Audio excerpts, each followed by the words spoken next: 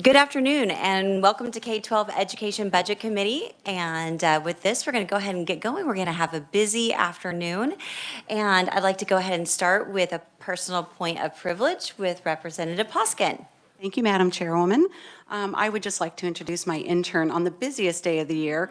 Ruby Howell is a sophomore at Washburn University, political science major, and intends to study law. Thank you, Ruby, and thank you, Madam Chair. Awesome. Just a few Washburn grads in the room, I'm sure, law as well, so welcome. Looking forward to getting to know you. And to all of our guests, students are here as well, so that's a lot of fun. And I think that we've got every seat filled practically, but there is one seat up front if anybody wants it.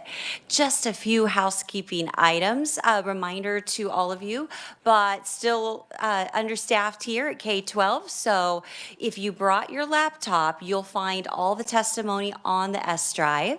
It is Dave Long has put it all on there for us, which is great. It should also be on the KS Legislature website now as well. So if there are any testimonies that we have missed, I will be calling on you today to raise your hand, and we'll go ahead and allow those today. And starting next week, the rules are new conferee rules. You all should have them now. I think it's like the 5th iteration, and it's 2 business days now. So please take a look at those and feel free to email me or ask questions or any other member on the committee. With that, committee, are there any bill introductions? And I have one bill introduction. I'd like to request introduction for RS number 0519, and that is the Education Savings Account Bill, Sunflower Education Equity Act. It is a universal education account, savings account bill. Any others? All right, so we'll go ahead and move on to the next item. 2 hearings today. We have one that's super short. We only have one oral testimony, so we're going to do that one first, and then we'll move to 2048. So, Leah, are you ready? You can go ahead and stand up there, and I'll go ahead and introduce what we're doing. I'm going to open the House hearing on House Bill 2060. Thank you. 2060, and Leah Fleiter is here giving proponent testimony. HCR, is it the sorry, HCR? Yep. I know. Yeah, that was yesterday. I've been having a terrible time with the bill numbers too. So I know, yes, I thank know. you, Madam Chair. We're here to testify in favor of HCR 5004, which urges Congress to fully fund its 40% share of the IDEA federal law on special education. KSB has been advocating with Congress on this issue for, I think, at least 10 years. I know I've been going up there for 6 years, visiting with folks and asking them to fully fund IDEA. So we definitely appreciate this, and we will carry that message when we're actually the next time we're in DC. We would respectfully suggest maybe a slight amendment that might clarify that the federal government and the state legislature each need to fund their share of special education funding. So Congress would fund its share, and then after that is taken into account, the state legislature would then fund that 92% statutory statewide average. So that's all I have. All right, thank you. Committee, any questions for Leah? We have a question. No. Representative I Witt. have a comment, and I say thank you for that slight suggestion because it's very important that we carry our load because we can control us. We have power to make our decisions. We don't have much influence over our federal partners, but still. So thank you for saying. We'll keep trying. Yes. Thank you. And to note, our HCR 5004 is our request to them, but it doesn't, as you mentioned, address anything related to the state. But the partnership is there. We do want them to be aware of it. I think many of us, after our interim committee, we didn't realize that we were $330 million short. And after a decade of that, that is a substantial amount of money. So are there any other proponent oral testimony that I may have missed from email? No others. So we will close the proponent section. As far as neutral testimony, any neutral? Any opponents? And we'll go back to the written testimony. We did receive one written testimony from Congressman Ron Estes, and you should all have a copy of that. If you haven't seen it, it is in the S drive. And are there any questions or comments about Congressman Estes's written testimony, which we really do appreciate him taking the time to provide that? I will just say I learned that we are, looks like in the past couple of years, we're $3 billion or $3 trillion worth of basically American Rescue Plan Act added on to the Inflation Reduction Act. So we've actually given away about $3 trillion, which is a substantial amount of money. I would love it if special education funding was in that $3 trillion spend. So that is part of the thing that we hope that the Congress will consider. I will note that as chair, I did send this request to all of our delegation. Thank you, Representative Nguyen, for getting it to your Congresswoman. I actually did receive a response from the Marshall camp, and it just said that they would not be providing testimony at this time, but if we would like to follow up after the hearing, that we could speak to them about anything that might be beneficial. So if Senator Moran is somebody that you know or have a relationship with, or Senator Marshall, or any of the other congressmen or women, please feel free to reach out to them and advocate for Kansas on this issue. Representative Nguyen. Thank you, Madam Chair. And last year, those of you who were on this committee knew that I shared the experience of going to Washington to advocate for public education. So you're leaving Saturday? So the delegation from Kansas will be hopefully in their offices delivering this message. So it was quite an experience, and I'm crying that I can't go. But we'll enjoy the snow here, and you guys can have more snow there. Bye. All right. Any other items for House Bill of HCR 5004? No other items. With that, I will officially close the hearing on HCR 5004, and we'll move on to our next item.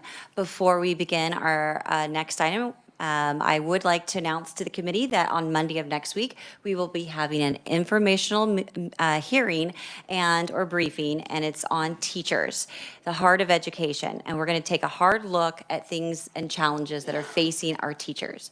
We do have testimony. We do have information from KBOR, as well as Kansas Department of Education, that will help us wrap our arms around some of the issues that are facing our teachers today. We will also have a hearing on the School for the Blind and the Deaf. That will be Wednesday, and then we'll be back to the special education overview on Tuesday. So without further ado, I will go ahead and open the hearing on House Bill 2048 and ask Nick to provide an overview.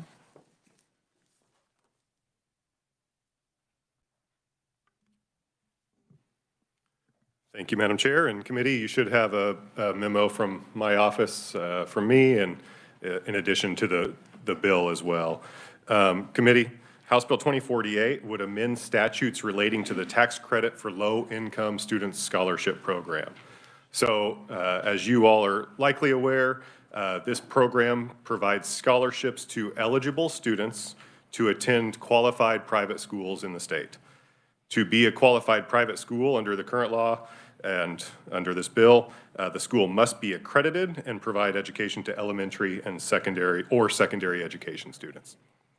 Scholarships are provided to students by scholarship granting organizations who must comply with certain requirements under the Act. A taxpayer who contributes to a scholarship granting organization is eligible to receive a tax credit for that contribution. So the bill would amend the program. So section 1 of the bill would amend KSA 724352 regarding student eligibility for scholarships under this program. So currently, to receive a scholarship under the program, an eligible student must reside in Kansas, be eligible for free or reduced price meals under the National School Lunch Act, and then meet one of the following criteria, and you can see it in the memo there. The student has to have been enrolled in a public school in grades K through 8 in the prior school year in one of those grades. The student is 7 years of age or younger when the scholarship is first sought for that student. So right now, it's 7 years of age or younger, the student does not have to have touched a public school. Or finally, if the student has previously received a scholarship, that student can continue to receive a scholarship so they maintain their eligibility. The bill would amend the definition of an eligible student to expand the program's student eligibility criteria. So under this bill, an eligible student would still include any student who resides in Kansas, any student who has not graduated from high school or reached the age of 21 years, and then meets one of the following criteria. And on page 2 of the memo, you can see that criteria.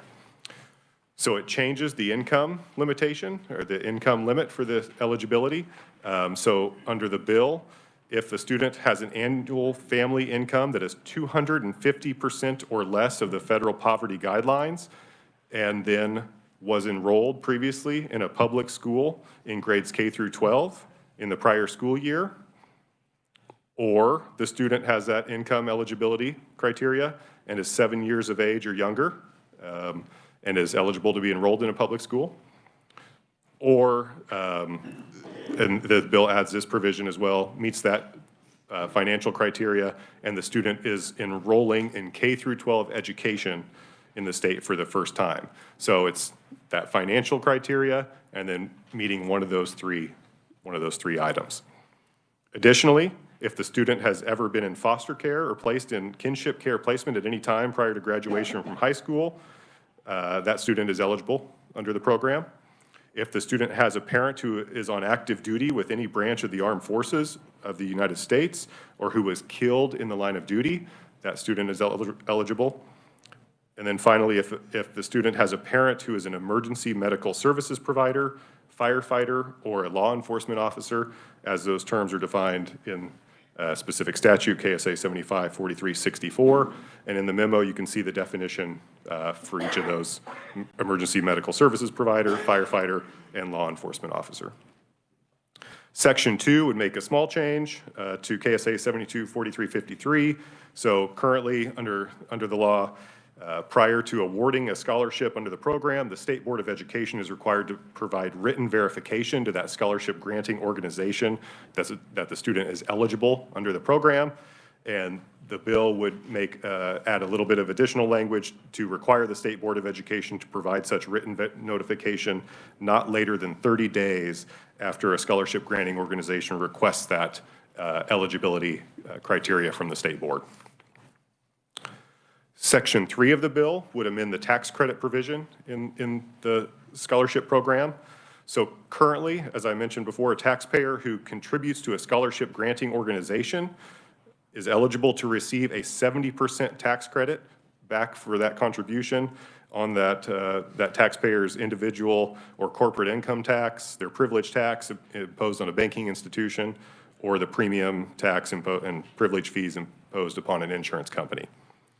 Under current law, contributions from an individual taxpayer, from a single taxpayer, are capped at $500,000, and the total aggregate cap on this program for the credits that can be awarded are capped under current law at $10 million.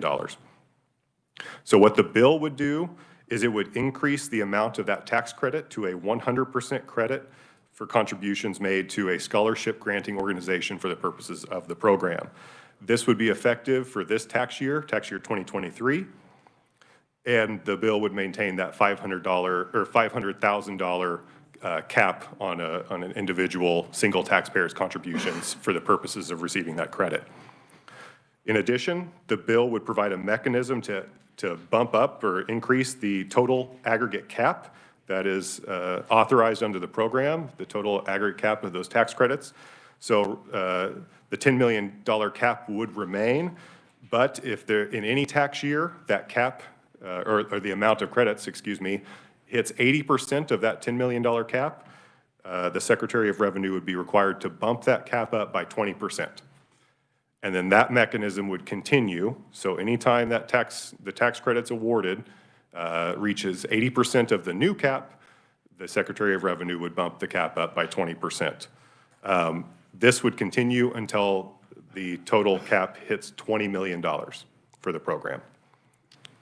The provisions of the bill would take effect on July 1 upon publication in the statute book. And Madam Chair and committee, I'd be happy to answer any questions. All right, committee, any questions on the language of the bill? Yes, Representative Poskin? Thank you, Madam Chair. A question and a follow-up, please.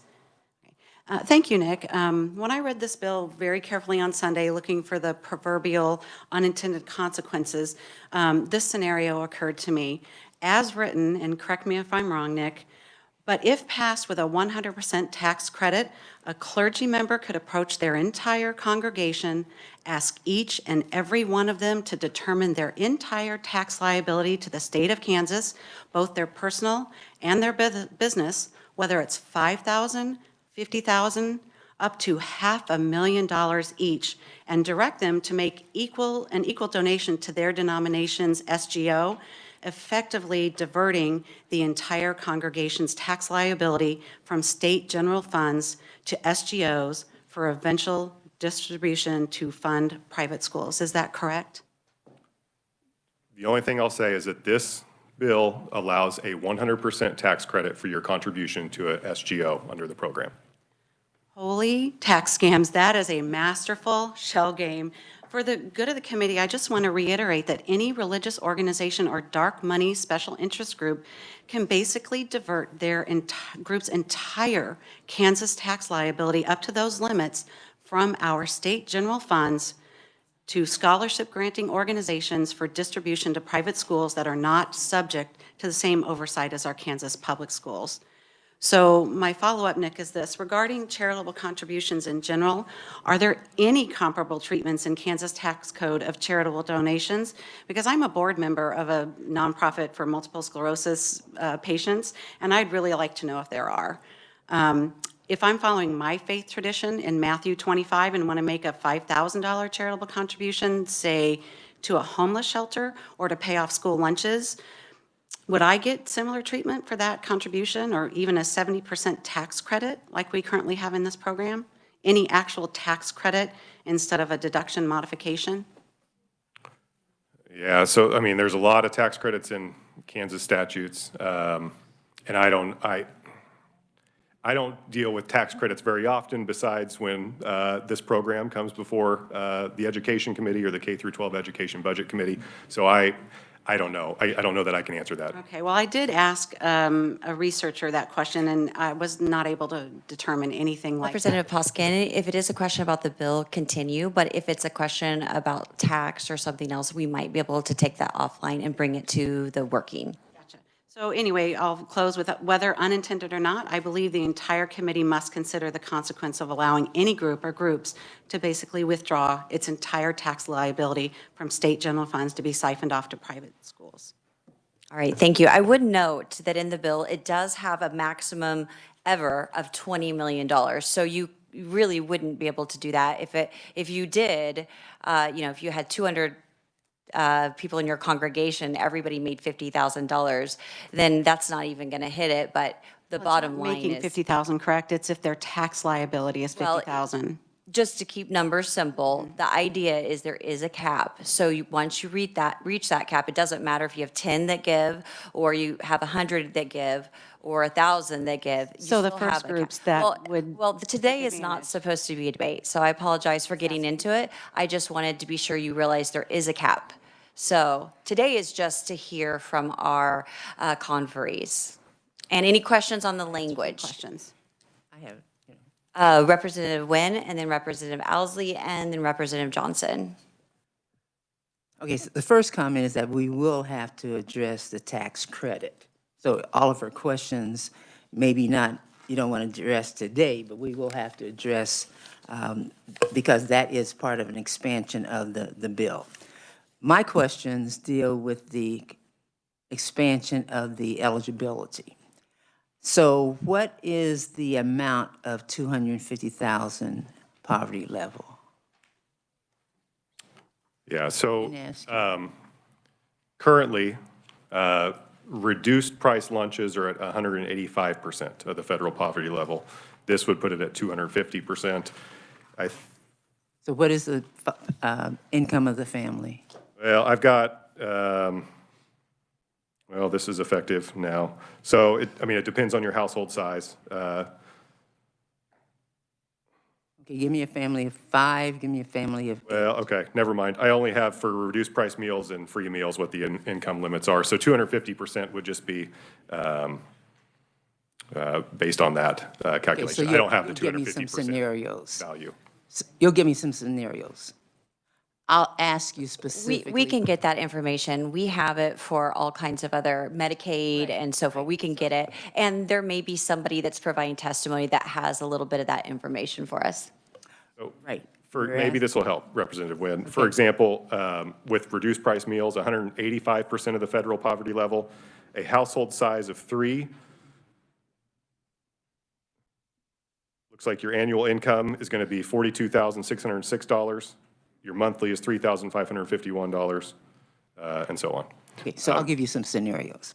Okay, so help me understand that if you were enrolled in the public schools, is that different? Provision 1A, is that different?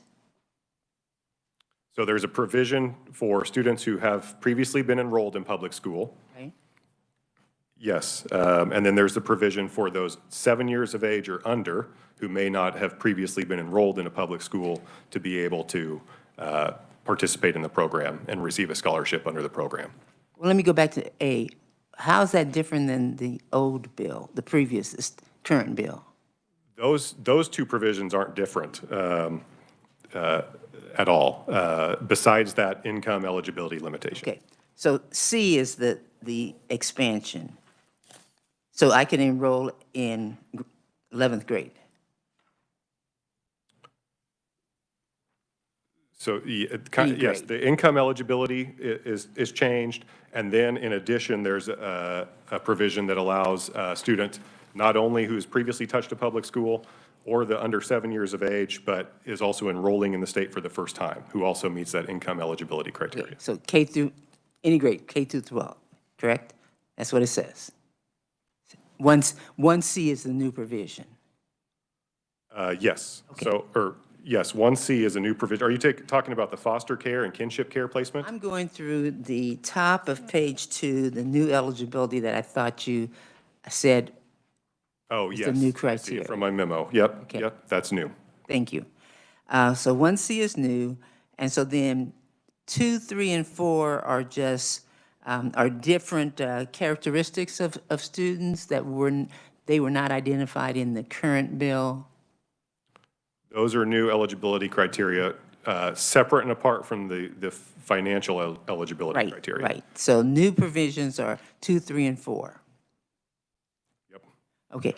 And do you know, and you may not, number 3 about a parent on active duty, has there been any conversation, to your knowledge, with our military bases, the schools there, how this would impact them? Representative Wynn, he's just the bill writer. I understand. So that. I know let's who just Nick look is. to the, Said, has he had any well, conversation? it wouldn't be answer is appropriate no. for him to answer Okay. that. Yeah, he's just working with us to draft a bill based on our requests. Thank you. Any other items? Okay, we're going to move this way and then we'll move back over. So Representative Owsley. Thank you, Madam Chair. And I think Dr. Nguyen might have asked a couple of my questions, but on that new criteria listed at the top of page 2 of your memo, the 250% or less of the federal poverty guidelines, is there any other statutes where we use that 250% mark? Because I'm thinking social services, you know, any welfare aid that might happen, it doesn't seem like 250, even Medicaid and Medicaid expansion plans that have been thrown around. I don't recall a 250% threshold. Do you recall that in statute anywhere else? Not off the top of my head. I don't- I'm going to go ahead and, we've got an expert right here, our vice chair. All right, so actually, our health chair is right here, and I think she might be able to respond. If I could continue, and then I'd love to come back to that, because I got a couple more. I thought that was a question. I'd like to know the same for number 2, 3, and 4. Do we have anywhere else in statute, you know, a carve out for anybody that's been placed in foster care, kinship, or, you know, branch of the armed forces, or emergency medical service providers, firefighters, such? Is that common language in any other criteria for statutes that you're aware of? Nick, you can answer first, and we'll follow up. There are a host of statutes that deal with a lot of different circumstances regarding foster care, kinship care, and programs around them, the active duty members of the armed services, and I mean. It just seemed like a pretty select group of individuals that I don't recall seeing in my 8 years here. And then just one more, if I may, Madam Chair, the ratcheting to get to the $20 million cap. Are you aware of any other tax policy that has the ability to increment up to a legislative cap without legislative action? I'd have to ask my tax folks if they are aware of any. Which kind of makes me ask a rhetorical question. Wouldn't this be better fit for the tax committee? But I quit there. So thank you, Madam Chair. And I'll answer, no, it's great right here. Okay, Representative Landwehr, and then back to Representative Johnson. Well, as far as like with the foster care, we do have stuff on the books that if a child ages out of the foster care system, that they get a free ride to any university in the state of Kansas. That's on the books. I don't believe that it addresses kinship care because it's different than foster care. And then on the active duty, that one I do not know. I know that an officer that is killed in the line of duty, their child will also have free college in the state of Kansas provided to them. And I believe CHIP, which is our Children's Health Insurance Program, is either at 230 or 250% of poverty level. That's really helpful, having some resources at our fingertips. Representative Johnson. Representative Hill. Thank you, Madam Chairwoman. Nick, I have a question that actually has something to do with the wording of the bill. The cap that's in there, it says an aggregate cap. Does that carry over? I mean, I'm looking at the fiscal note right now, and there's a balance currently. Is that correct in this fund? So that's an aggregate cap for each tax year. Each tax year. So if there's a balance left over, does that continue to accumulate from year to year, or how's that work? I mean, the cap is the cap for each tax year. So if they're awarding credits under that cap, it goes away. I mean, it's, okay. And you restart the tax year and determine the amount of credits that are going to be awarded in that tax year.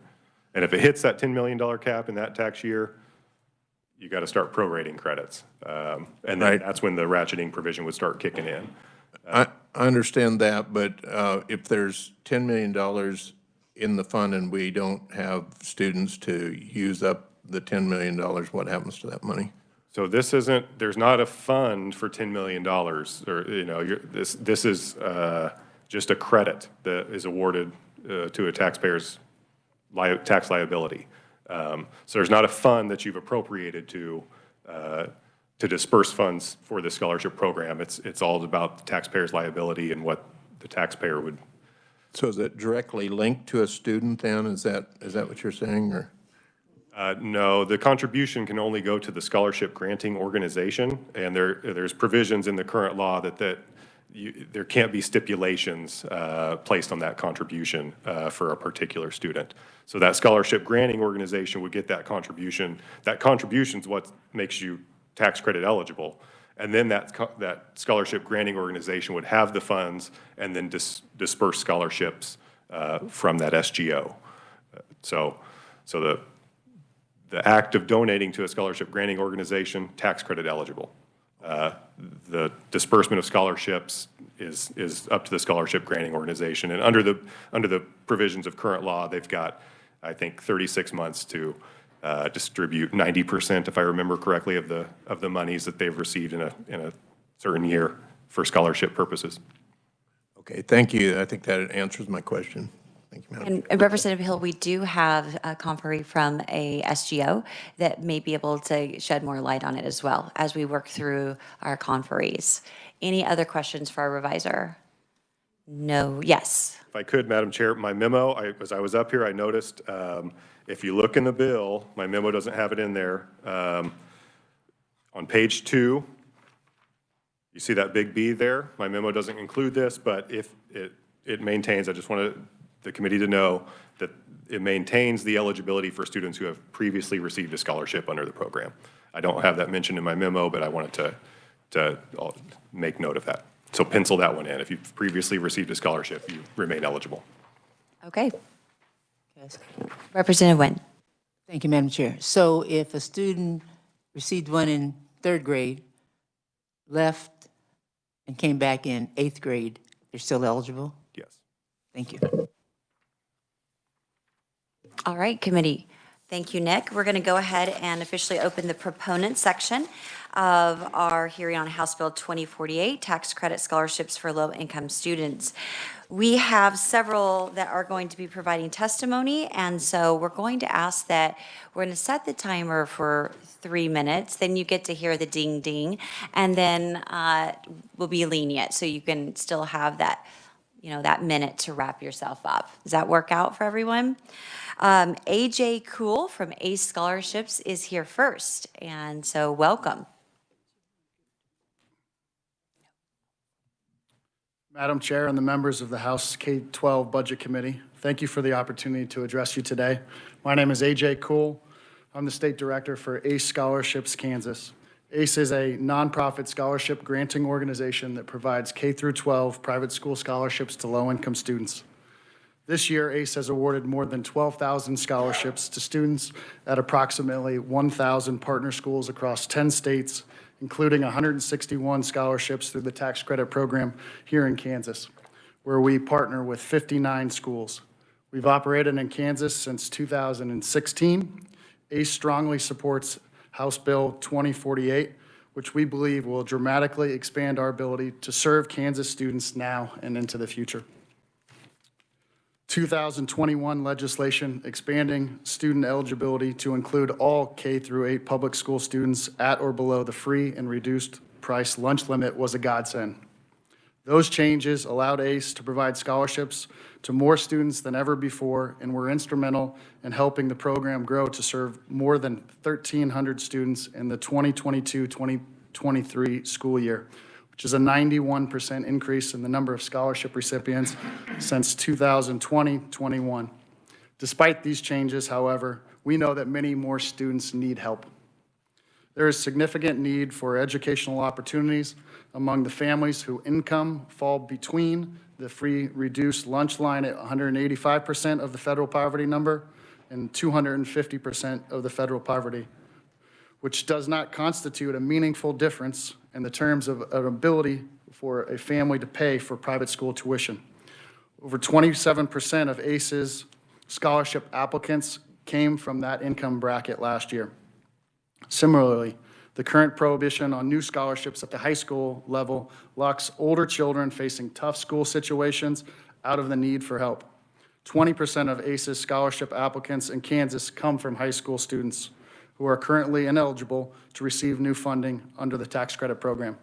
And of course, the inclusion of groups like foster students, military students, and others will allow us to expand the program to other children who may need an additional academic opportunity, even if they don't meet the specific income guidelines. We also strongly support the inclusion of the automatic escalator clause that will allow the program to grow organically and demand as we approach the $10 million cap in the coming years. Finally, we believe a move to 100% income tax credit will further strengthen the ability to raise funds for the program while aligning Kansas's policies with the best practices in other states without impacting the state budget.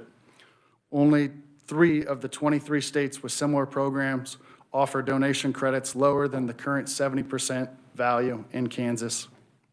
This program is a lifeline for students, families, desperate for the need for new educational opportunities that would be out of reach without financial assistance.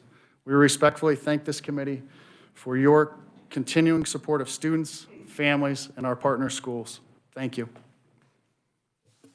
All right, thank you, AJ. And we will go through all the testimony first for the proponent, and then we'll take questions. Committee, if you have questions, just write them down, and you'll be able to direct your question to the proper person. Next, we have Jordan Zachary from Excel and Ed. Here, no? No? Or is, no? Okay.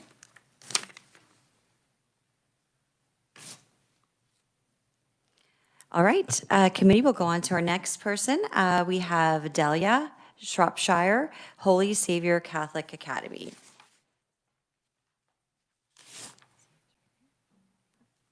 Good afternoon, Madam Chair and distinguished ladies and gentlemen. I am Dr. Delia Shropshire, President of Holy Savior Catholic Academy in the Diocese of Wichita, and I am very honored to speak on behalf of school choice and what it has meant to our inner core Catholic school. The impact on families has been tremendous in that those who would not normally be able to enroll in our school now have that choice. And so over the years, we have seen a significant increase in enrollment due to the expansion of the law. Holy Savior Catholic Academy has increased enrollment over the years. And in 2018, we had a total enrollment of 146 students, and in 2022, 219 students due to the expansion of the law. Additionally, we've seen growth in students from other faith traditions. And so over the years, a lot of people believe that Catholic schools serve predominantly Catholic children. And this year, our Catholic enrollment is 24%. So the rest of the students are from other faith traditions. As the law expanded, so did our enrollment. So as it has progressed, so has the ability for students to choose our school. We were able to meet the needs of more students, some of them who are dually enrolled and receiving service at the public school because they are on an IEP. This year, we also have 23 tax credit scholarship students in our Catholic high schools, and we are sending more this year from our graduating classes. 13 of Holy Savior Catholic Academy's 24 eighth grade students are recipients of the tax credit scholarship. We know that it's not about public versus private, it's about our children being successful, and we know that every child develops and learns and flourishes in different environments. With this opportunity, we can ensure that every child has the chance to learn, grow, and develop in an academic environment that meets their academic, cultural, and social, and emotional, and spiritual needs. In the Adverse Child Experience Study, it has been identified that children who live in poverty experience more stress and trauma than children who do not. Childhood trauma and stress adversely impact the brain, and the brain cannot recover until certain conditions are met, emotional conditions are met, according to brain scans and medical studies. So children at risk in trauma or under stress will not be able to learn. They cannot learn until they are in an environment where they feel accepted. School choice is necessary for families to match a learning environment with their child's need so that they can be academically successful and they can learn. Every child that becomes a successful contributing member of society saves the state millions of dollars. We have a student who has entered our school through this opportunity as a kindergartner from a low-income family, an African-American male who's had academic and social and emotional challenges. The stresses of the family were not only difficult for him, but also he did not have the tools to positively express himself. Initially, it appeared to be a behavior deficiency issue. However, in our classroom with a 12-to-1 ratio, and with many adults positively rallying around the student and our extra school resource teachers that we have been able to add to our team due to tax credit funding, he now receives the support and help he needs. Additionally, he now receives services from the public school for his IEP, which he qualified for in the 2nd grade. This student is now in kindergarten, in the 3rd grade, and is doing very well. Imagine how many students we can help if the law is expanded even more. Imagine how much more successful schools can be when we share the enormous task of educating today's youth together. Thank you so much. All right, thank you for your testimony. We're moving on to our next conferee. We have Terrell Davis. Welcome back to K-12 Budget, and he is representing the independent school.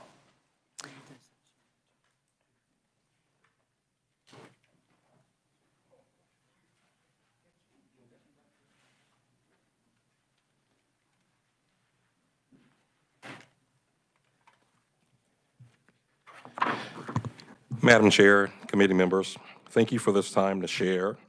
I'm not here to bash public schools. In fact, I'm a supporter of public schools and spent 25 years in our public school system. But instead, I want to talk about the impact of the tax credit program for students at the independent school in Wichita, Kansas. Uniquely you, uniquely independent is not just our school's motto, but it embodies the spirit of our campus. The Independent School, or TIS, serves 535 students from 6 weeks to 12th grade in 4 divisions: our Early Childhood Center, our lower school, our middle school, and our upper school. Our vision is to be the premier private college preparatory school in Kansas, where we strive for excellence in academics, activities, and athletics, and where we expect you to be uniquely you, uniquely independent. We have excellent and committed teachers and an outstanding board that loves kids and values diversity. I want to share with you the impact that TIS has had on students who attend our school and receive the A scholarship. The average upper school student has improved their GPA by 0.33, with the largest increase of a student improving from an incoming 1.8 GPA to 3.2. The average middle school student has improved their GPA by 0.8, with the largest increase of a student improving their GPA from 1.3 to 3.6. As you can see from this data, students are rising to the level of expectation and excelling at our school. We did not hide behind our admissions policy. We did not exclude kids based on race, nor their gender identity or expression. We simply provided an environment with high expectation, small class sizes, safety, and safety to learn and support, and most importantly, hope. Students put it best when asked, what has the change been since you've been here? Mr. Davis, I can just go to school and learn.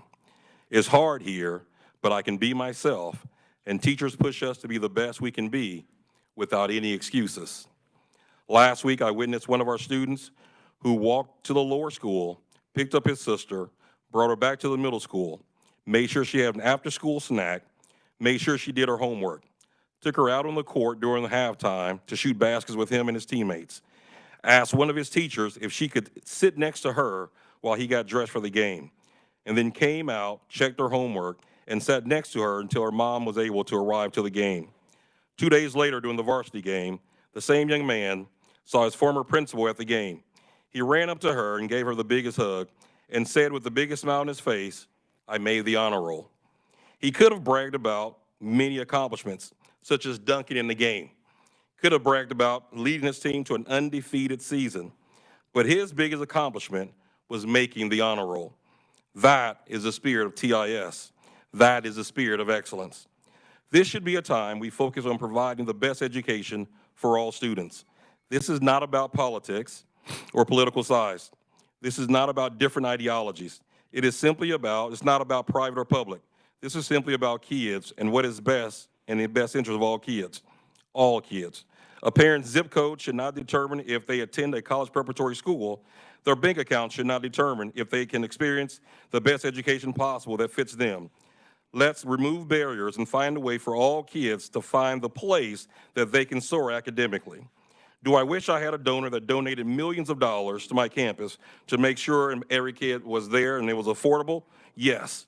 But until that happens, let's work together to ensure the success that we're having at the independent school for all students.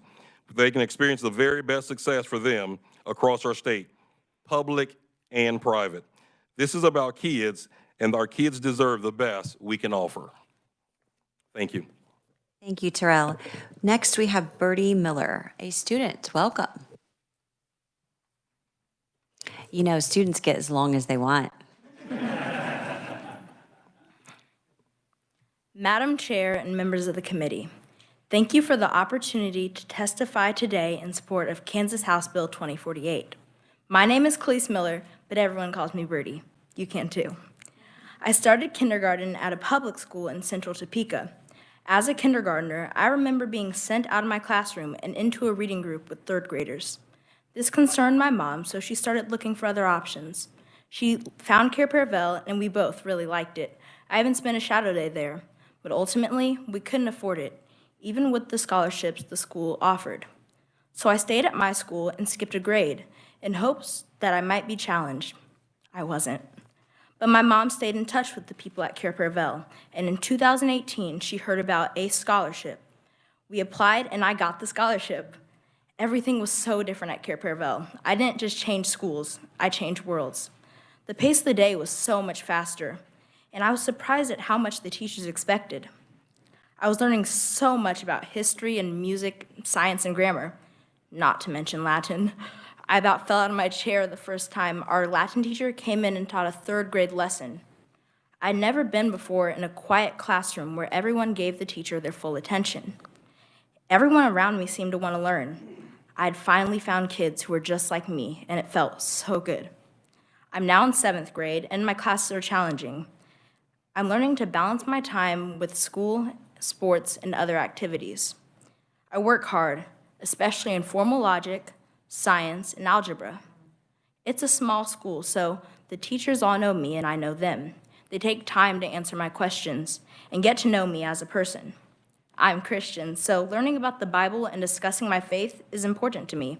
I love being in a school where I'm encouraged to grow closer to God and serve my life to Him.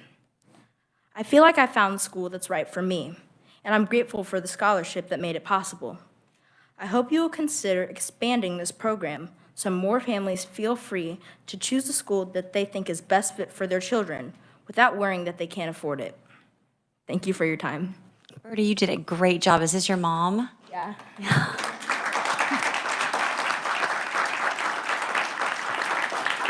Birdie, I know you're only in the 7th grade, but I'm really looking for a committee assistant.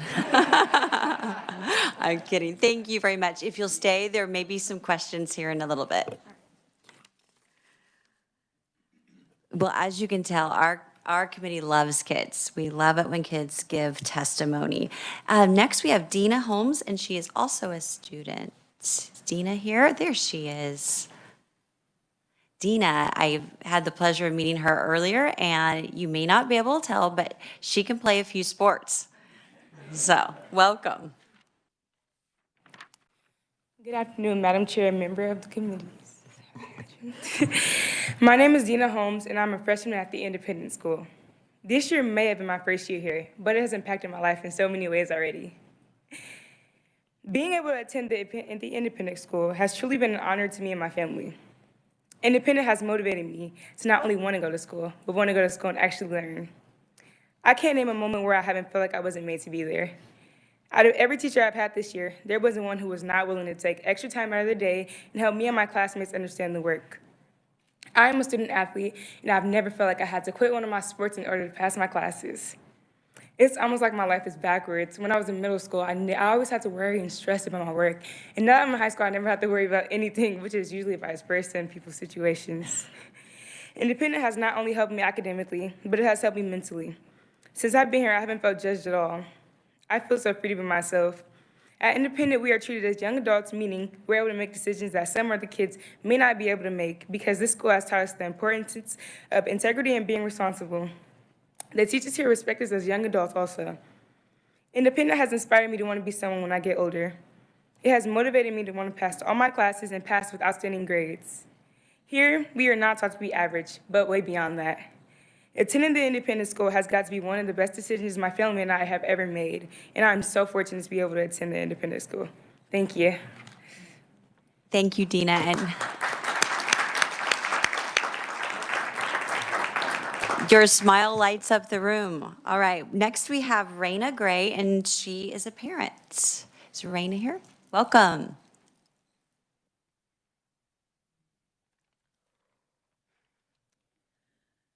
Good afternoon, distinguished ladies and gentlemen. Thank you for this opportunity to spend just a few minutes with you sharing my support for the tax credit for low-income student scholarship program. I must admit, I am a little nervous to be here in front of you. I'd ask for your patience as I share my story. My name is Raina Gray. I am the mother of Langston Gray. He's a first grader at Holy Savior Catholic Academy in Wichita, Kansas. This is Langston's first year at Holy Savior, and he is the recipient of a scholarship through this program. I am not Catholic, but I attended Holy Savior in kindergarten. I grew up in a Christian home and knew that I wanted to send my son to a school that shared my Christian values. As my son's sole provider, I knew that I wouldn't be able to find it in the budget to afford a tuition at a private school. I enrolled him in kindergarten at a public school, but after encouragement from my mother to look into Holy Savior, I set up an appointment with Dr. Shropshire. Now, I must tell you that this was a hard thing to do. I'm not a fan of accepting handouts or charities from others. Although help was needed, I just got used to the idea of being independent because of habits instilled in me by my father. It could also be pride, but I had to decide to set that aside for the sake of my son's education. Dr. Shropshire told me about this program, that if I met the guidelines, it would pay for the tuition for Langston to attend Holy Savior, and that it was a scholarship. In my mind, this was easier to consider my son being rewarded with a scholarship rather than just accepting charity. Maybe there is not much of a difference, but to me, this was meaningful. I just wanted the best possible education for my son. He is a good kid with a huge heart, and I knew that what would be best for him would be to receive an education in a setting where faith, education, good values, and God were completely intertwined. I found this at Holy Savior Catholic Academy. While it has only been nearly 5 months, I can tell you already that I have seen a great change in Langston. He is growing in his faith, responding to other kids and even adults to share his faith, and is getting tremendous marks academically in school. Holy Savior is a safe place for Langston to be.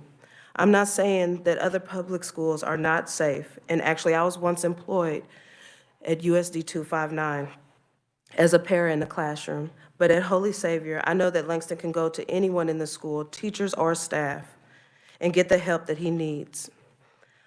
I know without a doubt that Holy Savior will provide the very best education and spiritual support for my son and also for me. That's because as Langston started school in August of 2022, I also started working as a para for 3rd grade at Holy Savior. So I get to see firsthand the great values that my son and so many others are receiving at Holy Savior. Thank you for the support of this program. It has provided me with the opportunity to send my son to a school that I know will be best for him.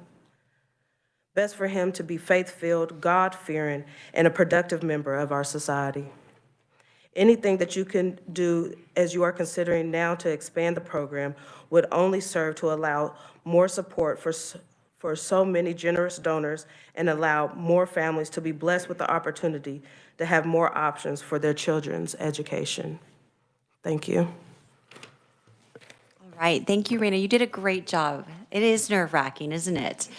All right, committee, we also have some written testimony. James Franco from Kansas Policy Institute. We also have Chuck Weber from the Catholic Diocese. And is there anyone else that I missed either?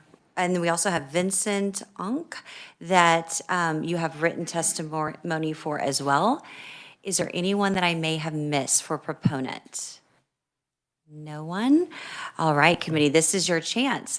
When you have a question, or if you do have a question, if you recall who you would like to ask the question to, or you can just open it up for anyone. Would anyone like to? Representative Estes. My question is for Dr. I'm so sorry, I'm going to say this wrong. 2 days in a row. Shropshire? Shropshire. Okay, I'm sorry. Do you know which schools you're drawing from when you draw elementary age students? Like if they were in public school, what schools they'd be coming from? They live in Spate, Gordon Parks. There's some on the west side of Wichita, maybe Benton. some on the south side, because we service students who are all over the city. So not just in the general area of the school campus, which is 67214. So we have some in that service area, but also outside. So we draw from probably about a 40-mile radius. Madam Chair. Thank you so much, because last year we did something, when we did open enrollment, the ability of parents to be able to transport was something was concerned. How do your parents who are choosing to come 40 miles or less, how are they getting that done?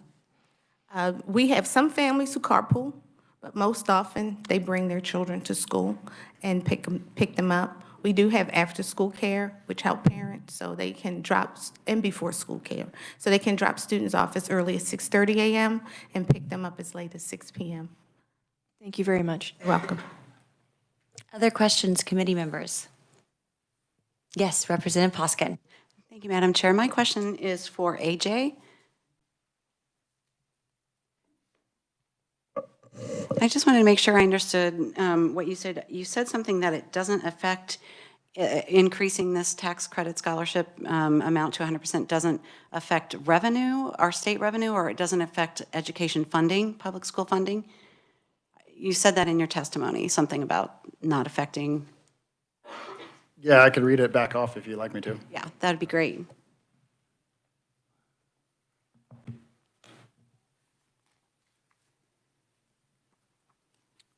Again, I said, finally, we believe a move to 100% income tax credit will further strengthen the ability to raise funds for the program while aligning Kansas's policy with the best practices in other states without impacting the state budget.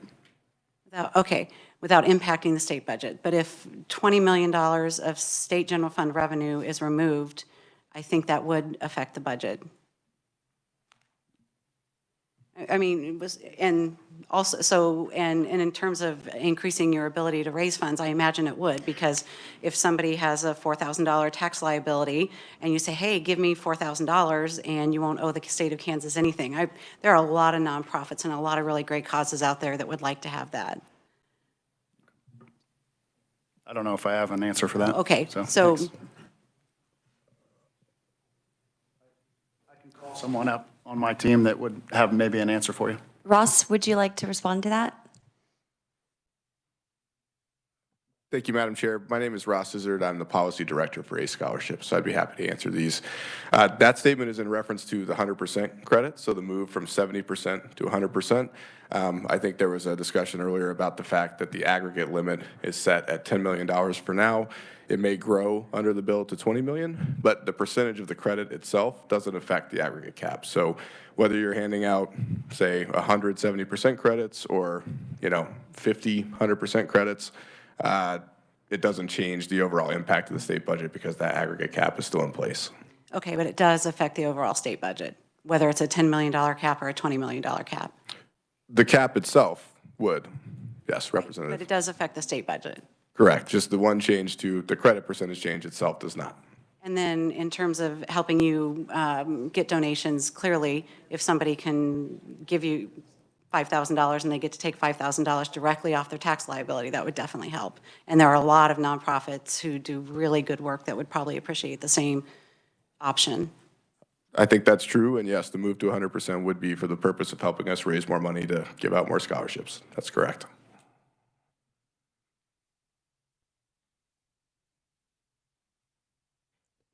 And I think bottom line, we've got a little discussion, side discussion. It does impact revenue, but the budget's based on what we're bringing in. So you can look at it that way. If anybody has any further questions, we'll keep moving in that direction. Otherwise, we'll move on to the next. We have Representative Thomas.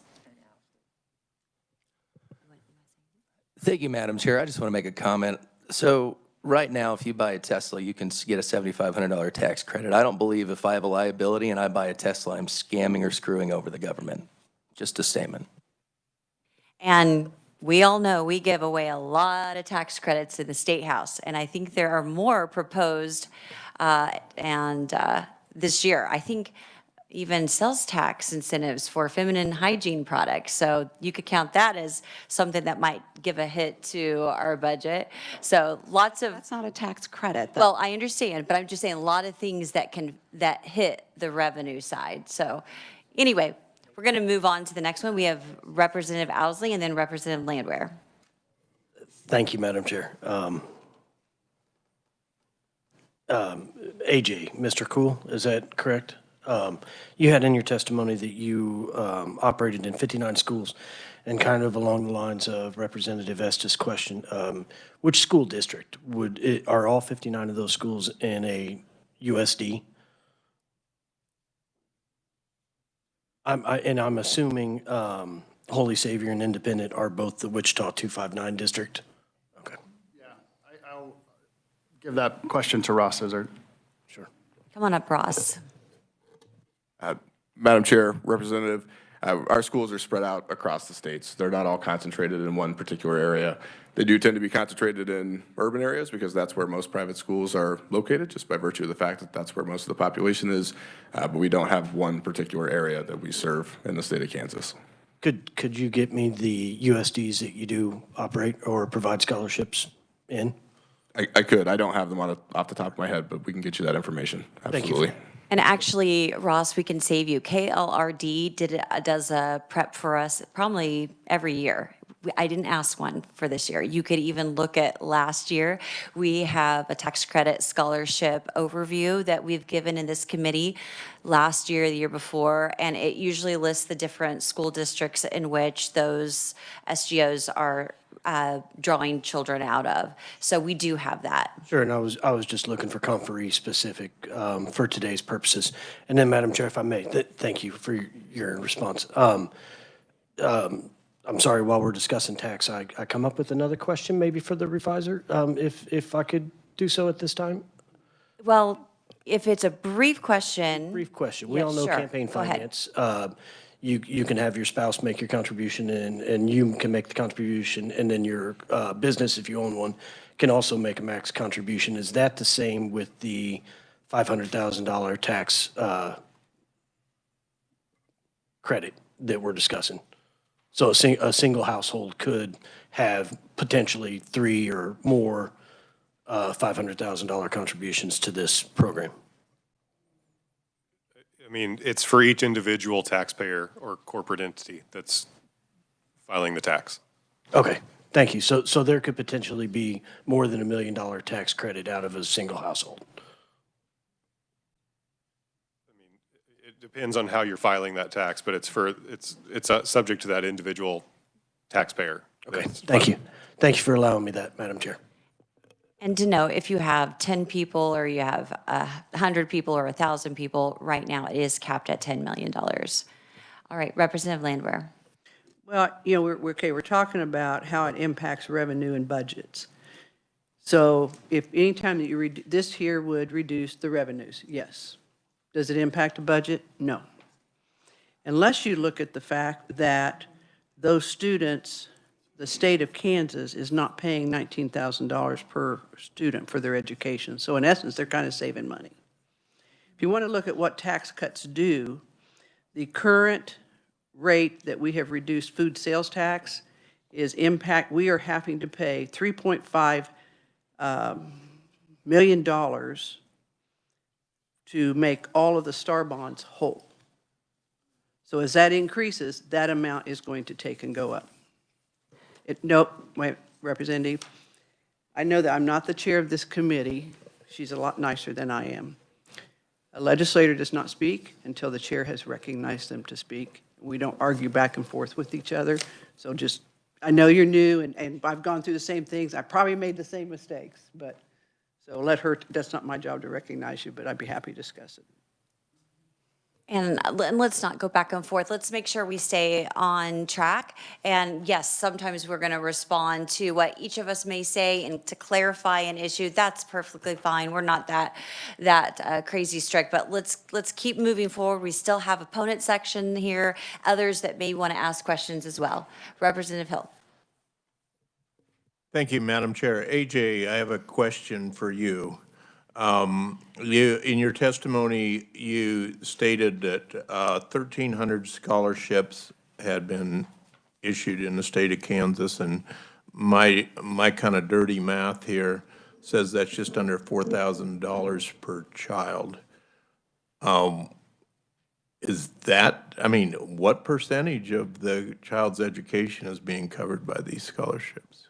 With ACE, our model is that we work in partnership with the school, also in partnership with the individual seeking the scholarship, and then us coming on as the SGO to support that. So typically, if it is a $4,000 scholarship, that means that your family that wants to go to that school is putting in money to go to that school, and the school is coming on to pay the full tuition as well.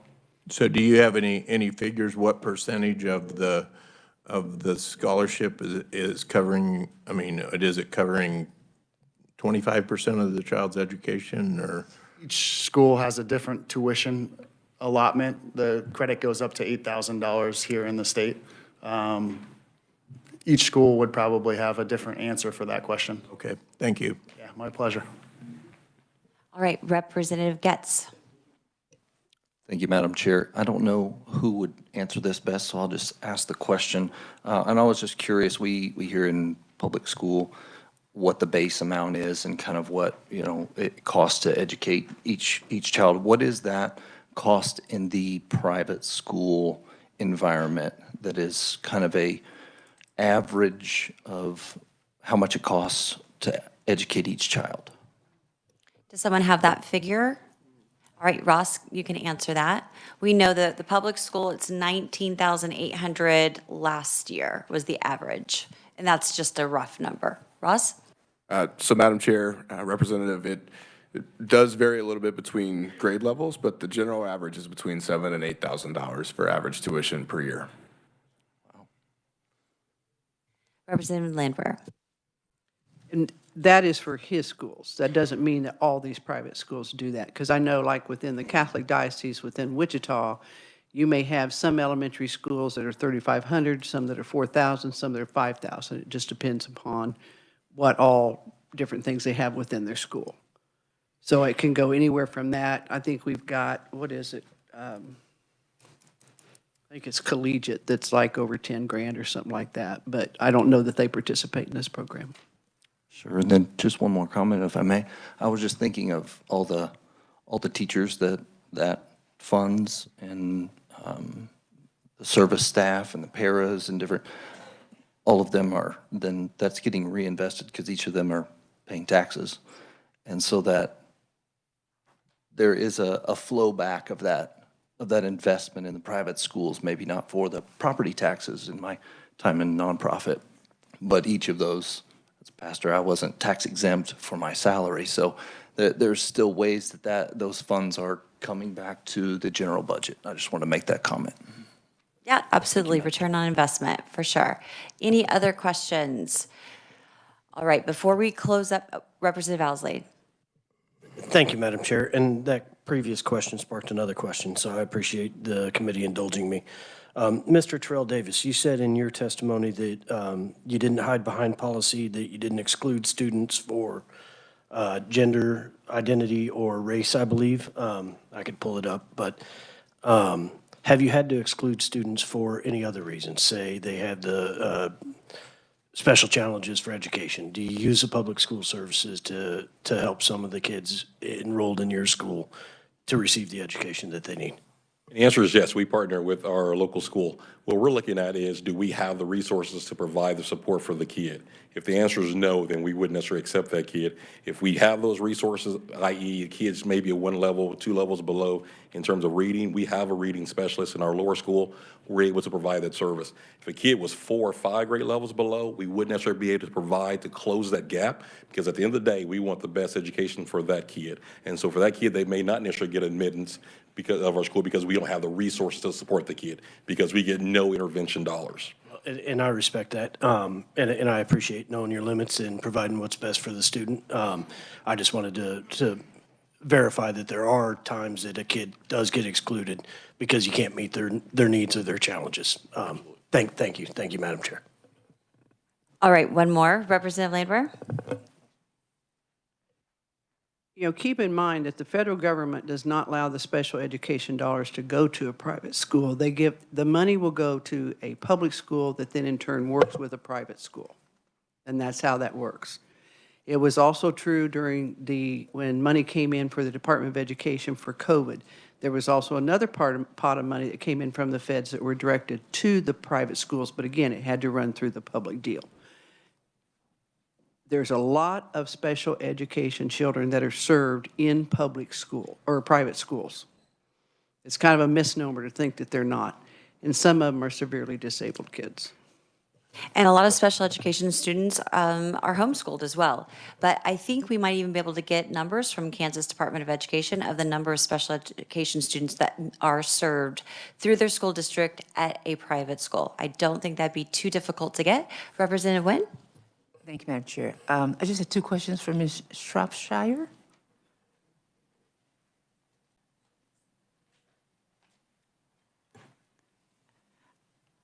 What is your class size? What are your class sizes? 25 students. All your classes? Just 25? about. Some of them are 24, some of them are 22, but average 25 with a teacher and a para in every classroom.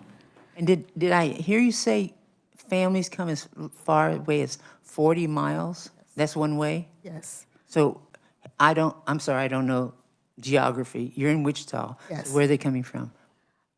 West Wichita, so I could be estimating a little bit further we drove 40 miles when we did the drive-by graduation, so I'm using that as my number. We used 40 miles to go to every 8th grade class to deliver their diplomas, their 8th grade certificates during COVID.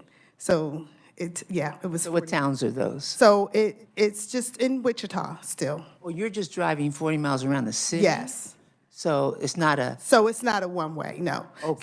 So the students probably live 5 miles or so, 2.5 to 5 miles. But I said within a 40-mile radius, but that was really just off the top of my head. I was thinking about that trip that we took to deliver around the city. So. Thank you. Yes. All right, we are going to wrap it up, but before we wrap it up, I'd like Bertie and Dina to come up to the podium. Our two lovely ladies, and I'd like you to tell our committee I know we're talking 7th grade and a freshman. Do you have any idea what you want to do when you're finished with school? When I'm finished with school, I want to go to Washburn for law school. I want to be the president when I grow up, so I think that'd be a good start. Woo!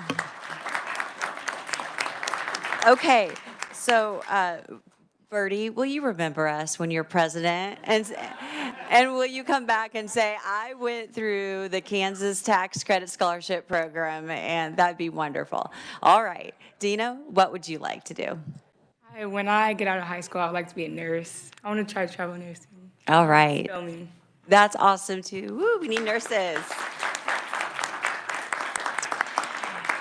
And if we're back at this committee again next year, I hope you ladies will come back and visit with us. Okay. Last comment? I happen to have access to the White House. Connect with me later. Okay, you need to take advantage of that. So Representative Estes, thank you so much for being here. We appreciate all the proponent testimony. We do have a slate that we need to move on to, so thank you very much. Committee, we are going to move on to the opponent section. We have, I believe, 1, 2, perhaps 4, we're going to have to work through this, testimonies that are in person or remote. I believe we have Erin Woods online, is that correct? All right, Jonte's got her online, so we're going to do that first since she is remote. Erin, are you with us? Erin, Yes. we've got a 3-minute timer, but Representative Landwehr's we're being lenient here, and so take up to 4 minutes total. Welcome. Okay. Thank you. So good afternoon, Madam Chair and members of the committee. My name is Erin Woods. I'm a volunteer with Game On for Kansas Schools. Thank you for providing us with this opportunity to testify and to share our opposition to Bill HB 2048. First, inflating the tax credit from 70% to 100% is tax avoidance, not charity. When a taxpayer receives 100% of their contribution back through a reduction in taxes, they are no longer a donor. The donor in this scenario is actually the state of Kansas, which has shifted money that otherwise would be available for state general funds to private schools. Second, the proposed expansion moves the program away from its stated purpose of helping at-risk students. Originally, it was for K-8 students eligible for free lunch, the qualifier that's used for funding at-risk programs. And then later, it was expanded to reduce lunch. And now this bill seeks to expand to families below 250% of the poverty level, students in high school, children currently in or who have ever been in foster care, children of military parents and first responders, and children moving into the state of Kansas whose families haven't paid Kansas taxes or spent a day in a Kansas public school. Participating schools don't have to accept a single at-risk student at that point. Third, this bill hands over public tax dollars to schools that do the choosing. We believe schools receiving public funds should accept and retain all students who apply.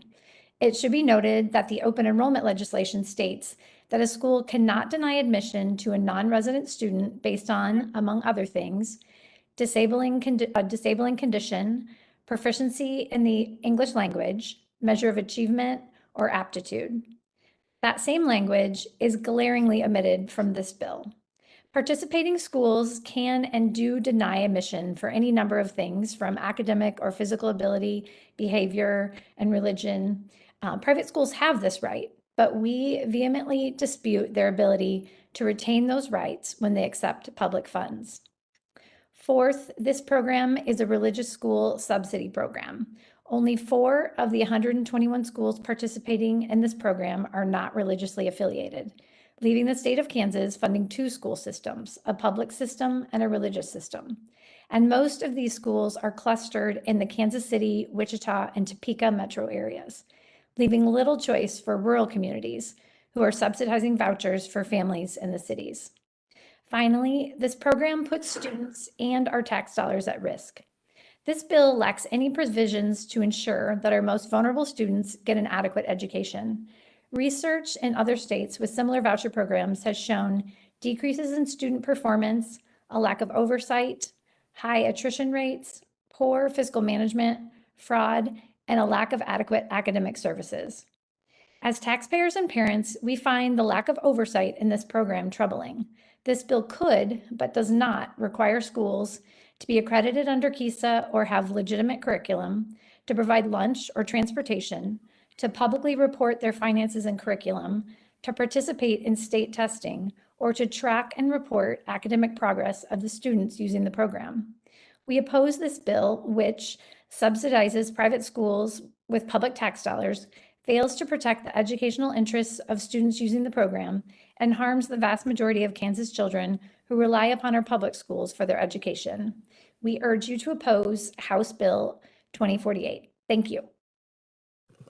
All right, thank you very much. We appreciate your testimony, and we are now going to go on to our next. Mary Sinclair, are you, there she is. Mary, let you go ahead and make your way to the podium. Welcome.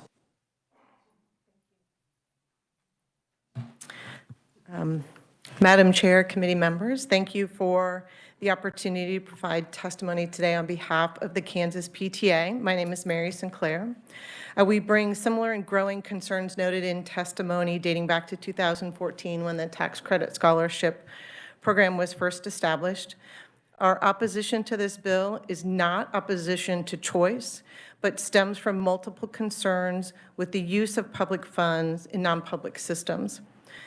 First, Kansas private schools, I'm just going to kind of try to hit the 4 major concerns that we've outlined in testimony. Kansas private schools and the scholarship granting organizations operate under a different set of rules than public schools and are held to very little oversight regarding the use of those public funds.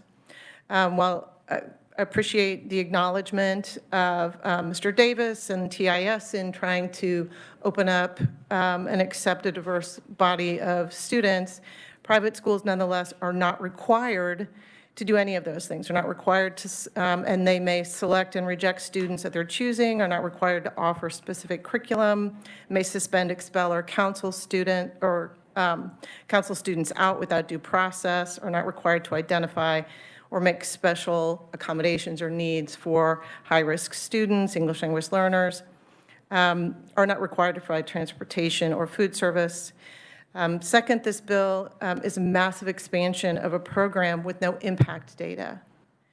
No legislative audit has been requested on the educational progress or outcomes of the students who have received scholarship. We looked for evidence that would warrant expansion, but Extend found an annual reporting form that does not tell parents anything about the average Kansas assessment scores of the scholarship recipients. It does not tell parents the average, anything about the scholarship student retention rates, graduation rates, college enrollment rates, or persistent rates. It does not tell parents how many scholarship students that attend private schools are transitioned back into the public schools because of failure within the private school system. We did learn that the vast majority of schools eligible to receive funds are primarily the within the parochial school systems. And number two, that the SGOs are allowed to take an administrative fee that is double that of the central administrative costs of the Kansas public schools, reported at 5% of total expenditures. And public schools are required to provide substantially more services with significantly more labor-intensive administrative oversight, accountability, and transparency reporting requirements. My third concern is that proposed changes run contrary to the original rationale used when advocated to establish this program to provide options for at-risk students, particularly those living in communities with high rates of poverty. This expansion bill appears to be more of an exercise to broaden eligibility for the benefit of the private school systems at taxpayer expense than for the needs of the at-risk students. Currently, this, why expand this bill to students who do not qualify for free and reduced lunch? We have 2,000 students in Kansas who are eligible for free lunch, another 36,000 eligible for reduced lunch, and the scholarships have only been awarded for 1,300 students this year. It seems like there's plenty of eligible students in this current requirement, and it's not clear why we would expand beyond those who don't even qualify for free and reduced lunch.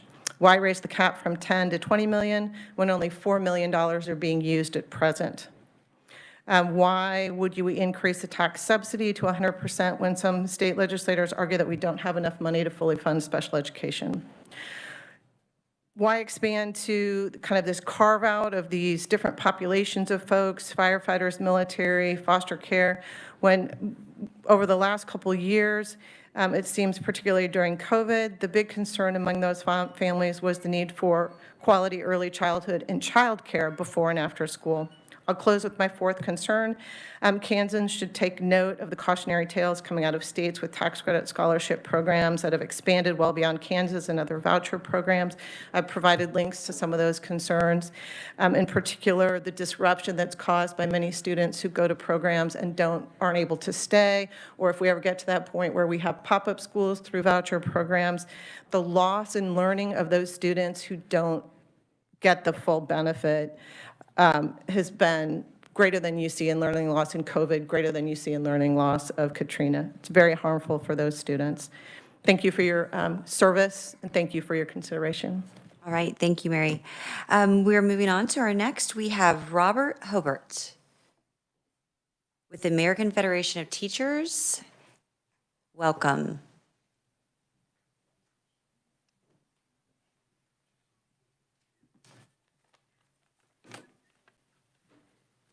Good afternoon, Chairperson Williams and the members of the committee. My name is Ron Hobart, and I am the president of American Federation of Teachers of Kansas. I have also worked for over 30 years in education, both in public and in private schools. I taught 18 years in USD 259 and 14 years in Catholic schools in the Catholic Diocese of Wichita.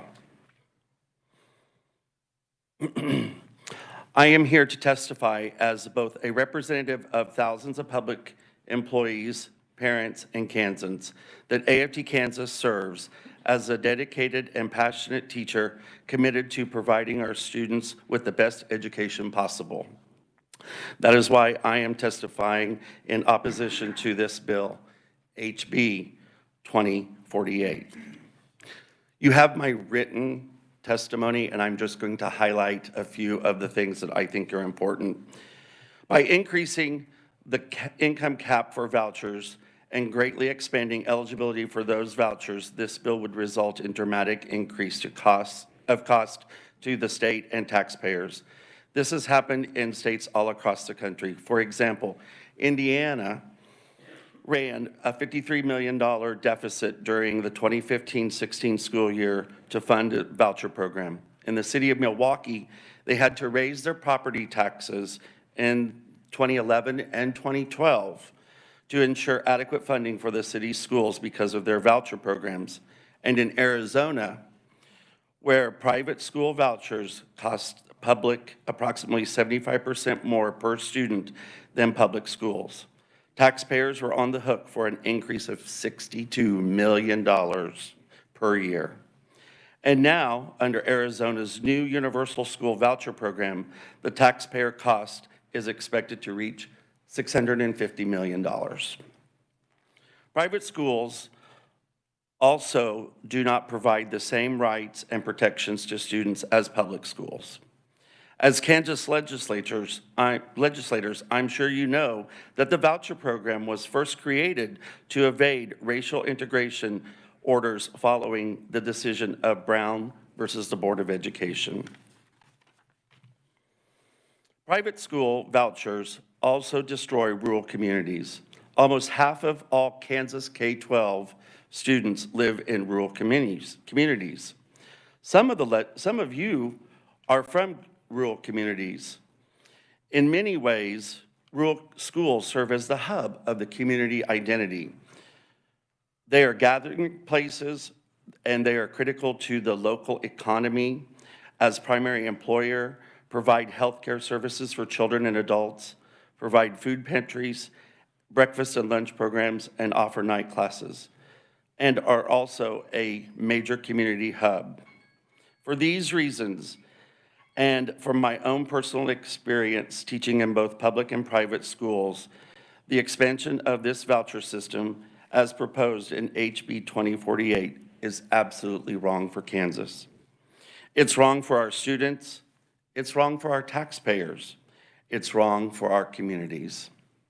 AFT Kansas stands in strong opposition of HB 2048 and respectfully requests this bill not be advanced.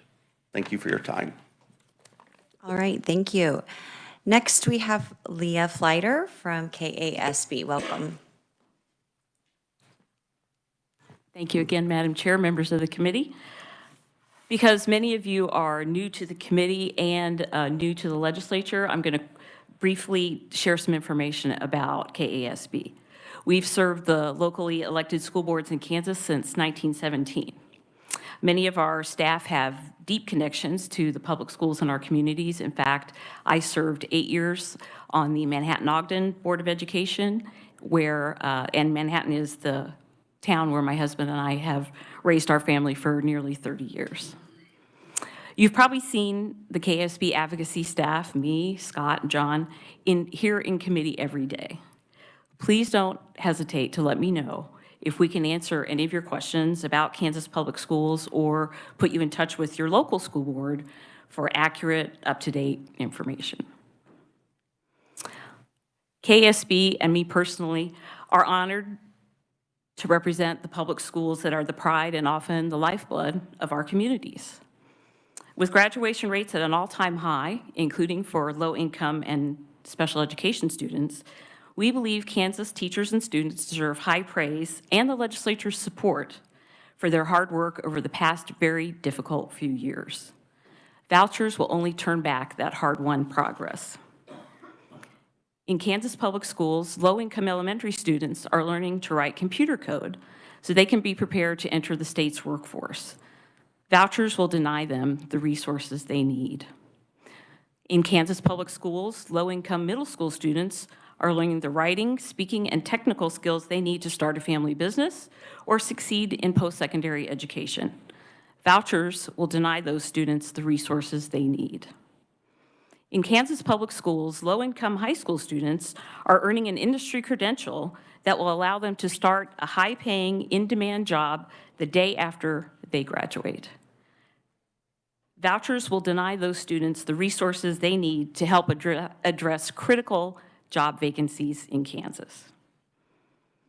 A special education student was introduced last night at the State of the State address. Vouchers will deny that student the resources he needs to become a successful, contributing member of our society. Today, the legislature honored the Kansas Teacher of the Year team. Many of you serve on the House Education Committee and were in that session in the old Supreme Court room. Vouchers will deny those teachers the support they need to educate their students. For these reasons, KASB respectfully urges you to reject House Bill 2048 and any future voucher bills that come before you. Thank you. All right, thank you, Leah. Do we have any other proponent testimony that had planned to provide their testimony orally? Okay, thank you. Come on up, Ann. I have your testimony, but I wasn't sure if it was written or oral. So we do have it, though. Welcome. Thank you so much. I appreciate the time, Madam Chair and committee, to be here today to testify on behalf of the State Board of Education in opposition to House Bill 2048. I do have one handout I'm sending around. I couldn't scan that in because it's copyrighted, and that wouldn't have been the right thing to do. But I have just one question for the committee. Where's the beef? House Bill 2048 proposes a major expansion of a tax credit scholarship program, a program you have absolutely no evidence of that it even works, none. The original intent was to allow low-income students struggling in public schools to go to private schools that perform better and obtain academic achievement. So where's the beef? Where are the numbers to show that it worked, that our Kansas scholarship students actually do better academically in private schools? Where is the oversight? It's almost like we don't want to know. If this was a public school program, you would want data 6 ways from Sunday, but handing out huge tax breaks to an unproven program. So I guess that helping struggling students was never the objective in the first place. For now, without proof of any success, we're moving on to paying middle-class, successful students to go to private schools. And to make it worse, you are allowing students to go from nationally recognized public schools to lower performing private schools. And we can't forget the money factor. Who ever heard of a program that allows a $500,000 tax break? I'm guessing the billionaires who are promoting privatizing and defunding public schools really like this bill. And make no mistake, this program is paid for by taxpayers. When you let certain taxpayers avoid 10 or 20 million in taxes, it has to be made up somewhere. The problem with school choice is it is the school's choice.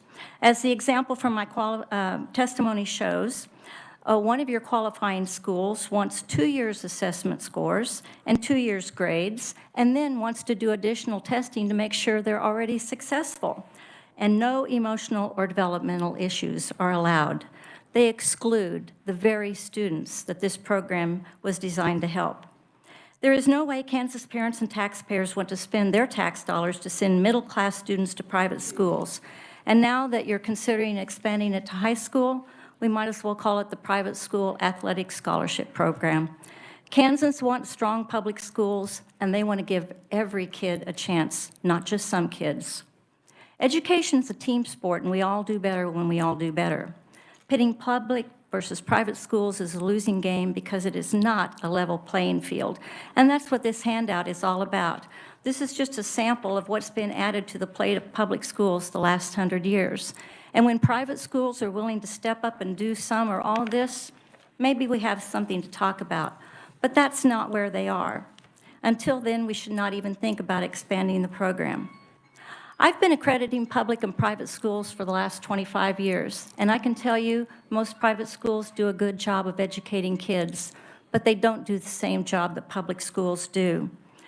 Kansans want strong public schools because they're the cornerstone of our state economy and our democracy, and they're the way out of poverty. So rather than skim money off to private schools, let's give public schools the advantages that private schools have, like the 12-to-1 student-to-teacher ratio that we heard about. I'd be all for that. Let's give every kid a fighting chance. Let's make public schools better. Let's deal with the real problems of poverty and equity. But 2048 is not the way. Thank you, Madam Chair.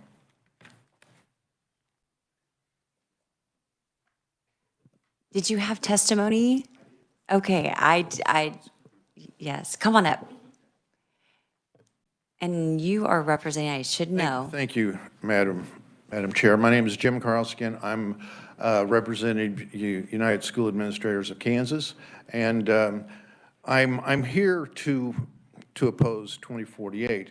And I can't repeat, my testimony basically says what you've heard already this afternoon. But a couple things about my presence here. I was a member of this committee for a period of time. In fact, Representatives Landwehr and Representatives Wynn were on the committee when we served on it. We rewrote the formula in 2017. In fact, I was the one who carried the amendment to add 100 schools, the lowest performing 100 schools, to this amendment. I am a Republican, and I remember Representative Wynn and I had a spirited discussion about it after that day. But I've been a public school administrator, superintendent, principal, and I've also been a Catholic school administrator. I am a Catholic, and I served in the Catholic Diocese of Kansas City for 14 years. I'm certainly not here to criticize private schools, parochial schools, but my biggest thing I want to share with you is that private and parochial schools aren't the same. And private and parochial or public schools aren't the same. Parochial schools, we heard some great stories in proponent testimony of success, and there's a lot of stories of success. I can also share with you some horror stories, and I can share horror stories with you about public schools as well I can the horror stories of public schools and the great things that are going on in public schools. But the bottom line is, we need to have oversight. It was the last speaker talked about oversight. We're increasing this going to $20 million. It's, I don't want this to say it's a tax dodge, but for some it can be a tax dodge. So I encourage you as a committee, look at the oversight in this. Make the recipients of this accountable. I'm not going to say, I know it would be foolish of me to say to do away with it, because that won't happen, but make it accountable. Make some overview on it. And so I would encourage you to be thoughtful when you do make the decision with regard to HB 2048. And I won't take any more of your time, and thank you, Madam Chair, for putting me on the list. Okay, Representative Carlskin, who sent your testimony? What name should I be looking for? Sarah, what's her last name? Her name was Chin, and then it's Wooden. What email should I be searching for? USA Kansas. So the email's from USA Kansas? Yes. Okay, why don't you do me a favor? I am not finding it, so apologies on that. Okay. So you can send it to christy.williams@house.ks.gov. And got a wrinkled copy if you want it, but it's well, I'll tell you what, if you email that to me, okay. We'll get it. Or if you'd just rather, this is even easier. David, you don't have to worry about the E and the Y in my name, .long@ks.house, house.ks.gov. I'll get it to you. Okay, that'd be great. So that'd be super helpful. It may be there somewhere, but I'm not able to locate it. Okay. All right, but we're glad we didn't miss your testimony. Is there anyone else that we may have missed? All right, committee, before we go to questions, there is written testimony, so I want to list that because I may have missed some of those. We have Debbie and Mark McDonald, Brent Yeager of Olathe Public Schools, Blue Valley Public Schools, Lauren Tice Miller with KNEA. There's a Robin Bunsell and a Daniel Clausen with Kansas Action for Children.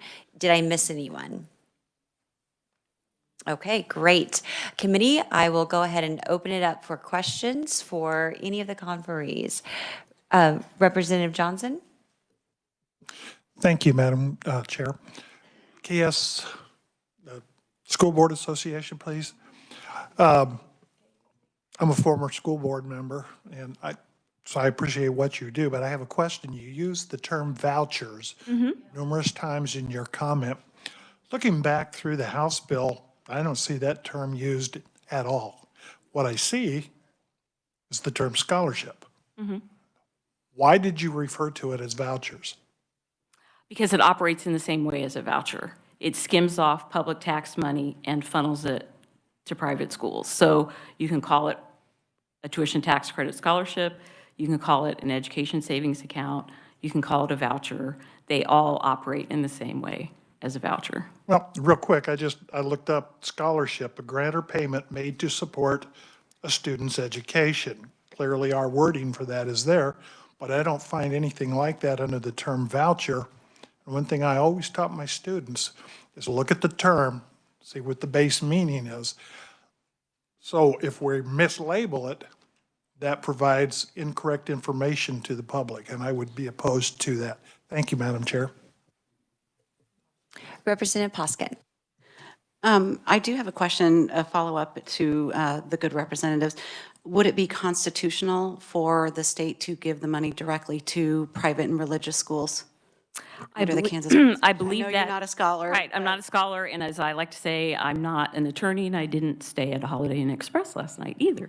But it is, my understanding is, and if there are any lawyers in the room, help me out, that I believe the U.S. Supreme Court has ruled that those programs are legal. I guess the takeaway that I would have is it may be legal to do it, but is it right and correct to do that? I guess what I'm saying is, like, it wouldn't be legal for the state of Kansas to give money directly to a private religious school under our own Kansas Constitution. Oh, gosh, I'm sorry, I'm not sure. We might want to ask poor Nick. So I'm going to go ahead Nick's over and there just Googling. respond to that. We have Blaine amendments that are not constitutional. We have had at least 2 Supreme Court cases, one the Espinoza versus Montana, that ruled on that. If you're going to provide tax credits to any type of school, you cannot discriminate against a religious school. Just because they're teaching math and science and reading, and then they also have religious studies, doesn't prohibit it, and it's a violation by the Kansas Supreme Court. Now, the Blaine amendments were put into state laws and constitutions explicitly against Catholic churches and Catholic schools. And so those are, by definition now, no longer constitutional. It exists in our Kansas Constitution, but it would be struck by a court. One comment, please. Thank you. Well, the Montana case is quite different because it was giving vouchers to students where they did not have schools, and they said that they were giving them to anybody who didn't have a school in their area, in their rural area, and they precluded private schools. That's very, very different because we're not giving vouchers to everybody. It was tax credit program. Okay, fine, but the difference is very much that it was made available to everybody except private schools.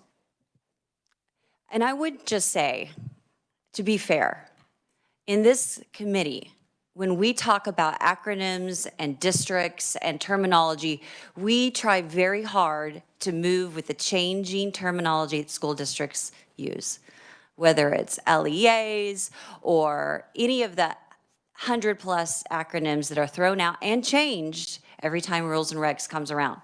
But we don't get the same respect when we talk about freedom of education or school choice. The one word that everybody seems to love is voucher. It doesn't really matter to us, but there is a difference. And it's very clear and apparent why it's used. And I think it just gets exhausting that you don't want to use the correct terminology. It isn't in the bill. And we would just appreciate the same courtesy that we provide back to you when we're talking about, let's say, public school, because that's who you represent. Just a simple request.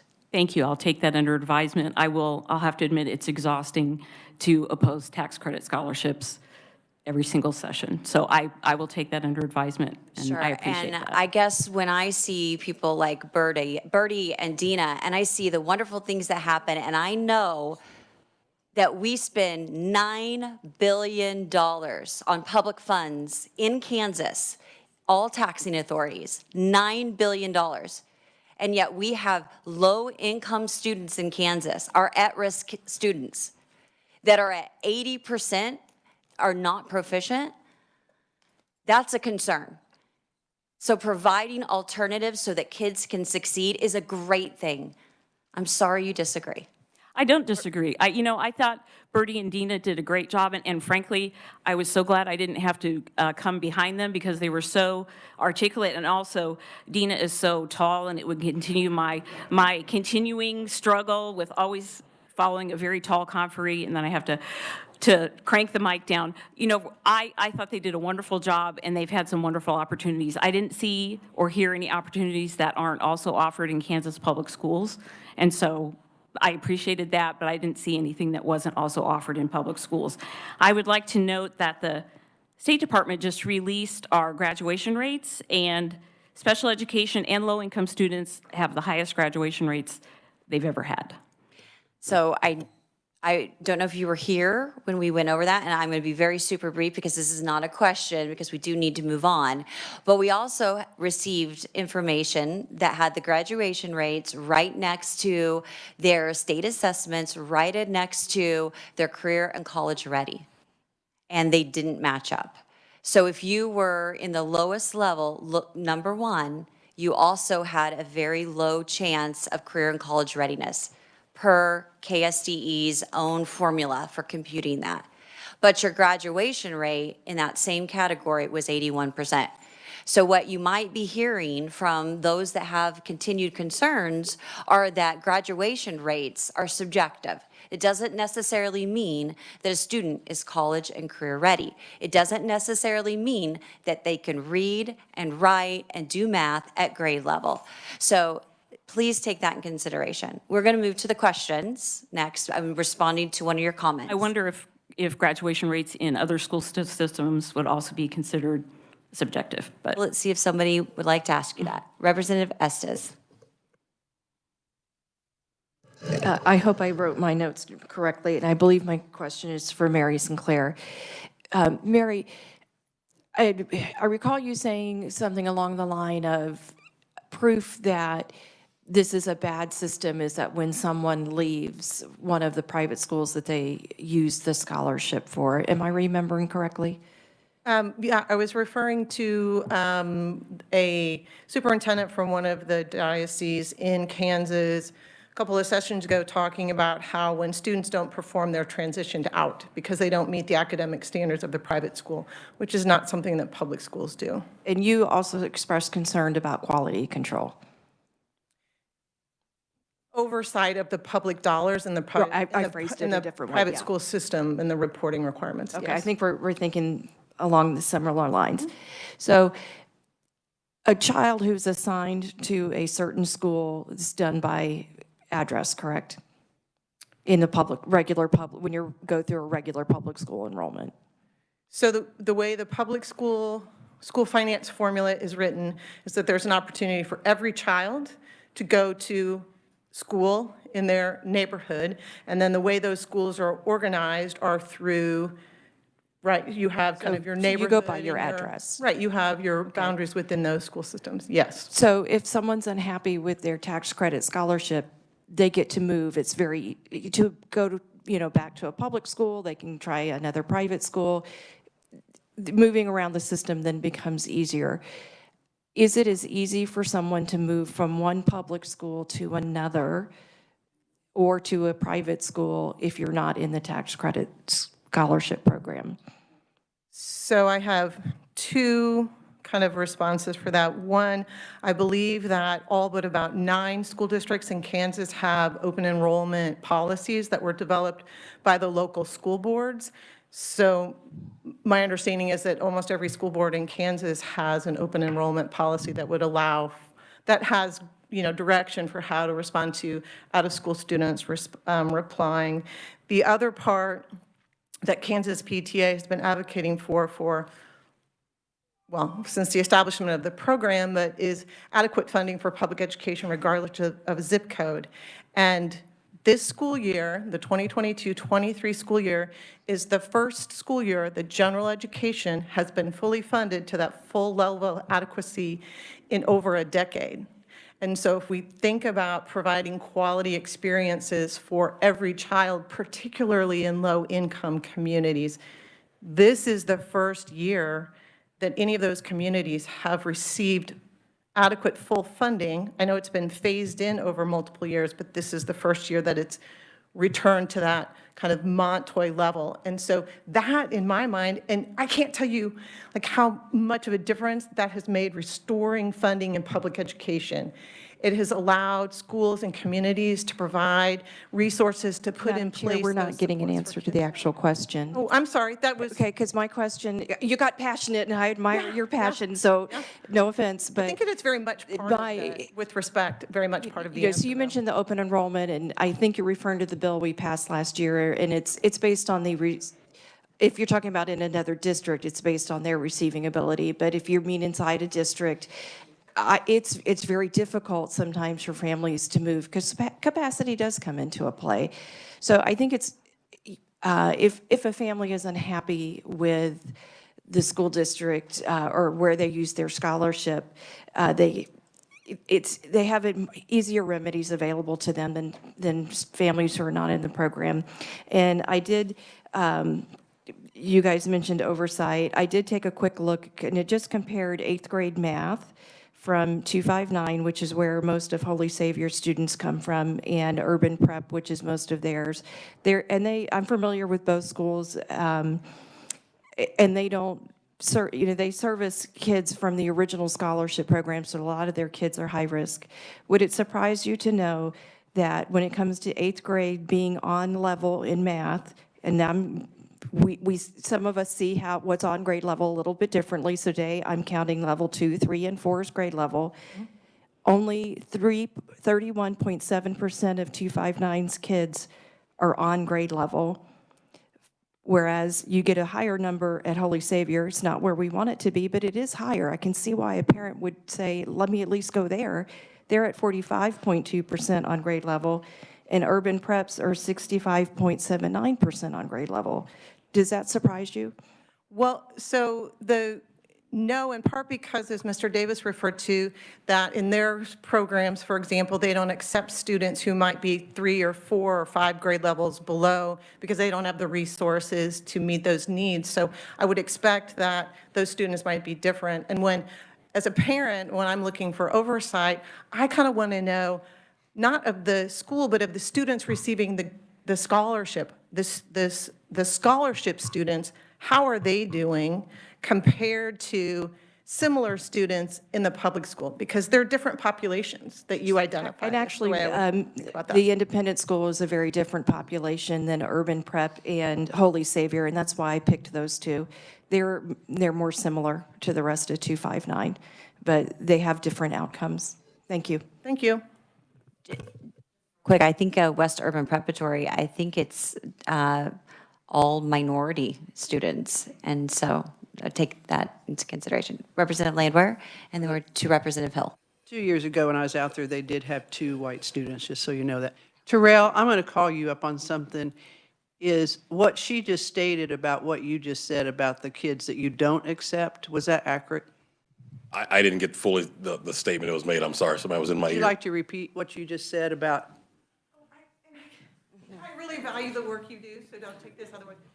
I believe Representative Owsley was asking you about, do you accept all students? And if there are some students whose reading level is below the resources that you might have at your school, you had talked about them maybe staying in a public school where they would have those resources.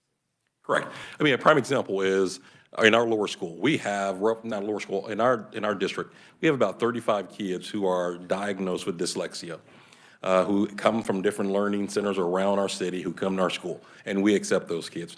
We have some resources for those kids to be able to provide that. Another kid who may have another disability, we may not have the resources for that kid. Now, mind you, for those 35 kids, technically, they would qualify for intervention funds if they were in, quote unquote, the public school. They're in private school with the same issue that the public school has, with $0 coming with that kid. So we're providing that service on top of what we're doing already. Now, can we accept any and all kids? We have a capacity. We can only have 600 kids on our campus. So we couldn't necessarily open the floodgates because we don't have enough room for all kids. But with that, we have kids who are on IEPs. We have kids who have dyslexia. We have kids who have dysgraphia. I mean, you name it, we have kids on our campus who have all those things. But it's all about, can we provide the services for the kid that that kid can provide excellence? With the same term of this, we don't believe we should be compared to every school. We're a college preparatory school, 100% graduation rate, 100% of our kids go to colleges, 4-year institutions from high school. That's hard to compare our school to the average public school that may be in our neighborhood that may only have a graduation rate of 75%, and of those 75%, we don't know what percent of those kids are going to go to schools or go to colleges. And so it's an unfair comparison. It's not apples to apples. Hopefully that answered the question. It's great to help the kids that we can. Every kid matters. All right, Representative Hill. Well, you guys can fight it out. Hill or Thomas? Who wants to go first? Hill first and Madam Chair, I'm not causing tension in the bald caucus. Thank you. Thank you, Madam Chair. I have 2 questions, if that's okay. Okay, the first question is a little bit general to all of the opponents of this bill, because it seemed like, and I'd have to go through and look at the testimony, but it seemed like each one of the opponents mentioned poor performance by the private schools or irresponsible use of government dollars because of performance in the private schools. And I assume that there are some numbers you're going off of when you make those kind of claims. And it would be beneficial to me if you could provide me with that data where you're seeing decreased performance in the schools that are getting these scholarships. Thank you, Representative. I think that was in my testimony. I made reference to a document that we put together. I'm just waiving the first kind of 3 pages because unfortunately it's 20 pages long and it has many, many bar charts, and it's a little too much for almost 5 o'clock in the evening. But when we is it 5:30? Yeah. Time flies when you're having fun in committee. We analyzed data from analogous communities of private schools and public schools, and we found that in many cases, when you compare, as Mr. Davis was kind of talking about, apples to apples, if you have low-income students in a public school and you have low-income students in a private school, they generally perform about the same on state assessments. So I provided a link to that in my testimony, so you can click on that link and read the whole thing, but I'm giving you kind of the executive summary. So I think that was probably my testimony that you saw that in. And all of these private schools that are getting scholarships are on the state assessments then? The ones that we looked at were the accredited private schools, that's correct, because they're the ones who typically do report their data. And you had knowledge of which ones received scholarships and which ones didn't? No, this was more about private schools and public schools and comparing achievement rates. Okay, so you didn't really look at these schools that are receiving scholarships and indicated reduced performance there? I don't know if that's accurately stating what we did. We looked at, the private schools that are the receiving schools for the scholarship programs are listed on the state's website for the tuition tax credit scholarship program and that report that Representative Williams referred to that's updated every year. And so in some cases, we were able to find the data that, you know, if they had a large enough pool of low-income students, but many times they didn't have a large, you know, you can't, if you only have, say, 3 low-income kids in a private school, you can't report their assessment data because it's a privacy violation under federal law. And so then we would look at the diocesan schools. So I would ask you to maybe read through it, and then maybe we could continue the discussion. I could, you know, come by your office or. Yeah, I don't have any problems looking at the data. I just have problems with testimony that indicates something that's a little bit different than what it actually is. I guess we'll have to agree to disagree on that, but I'd be happy to revisit it with you. Thank you. Sure. Real quick, the other question, and you might be able to take it, but it was actually directed to Ron. Is he back there?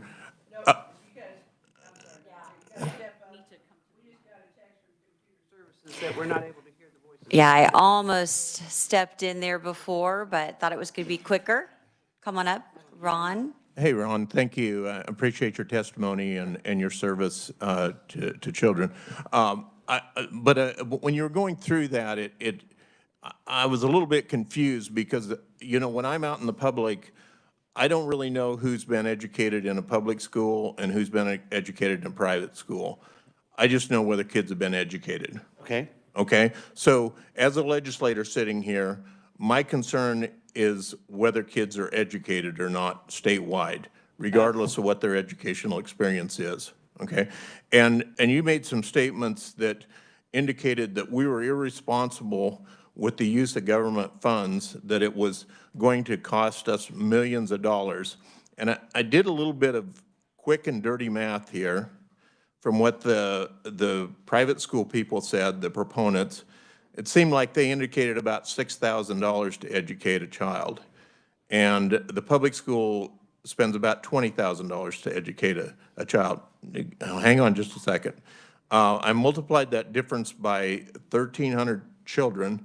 I came up with $18 million that this program has essentially saved the state of Kansas, not the schools of Kansas, but the state of Kansas.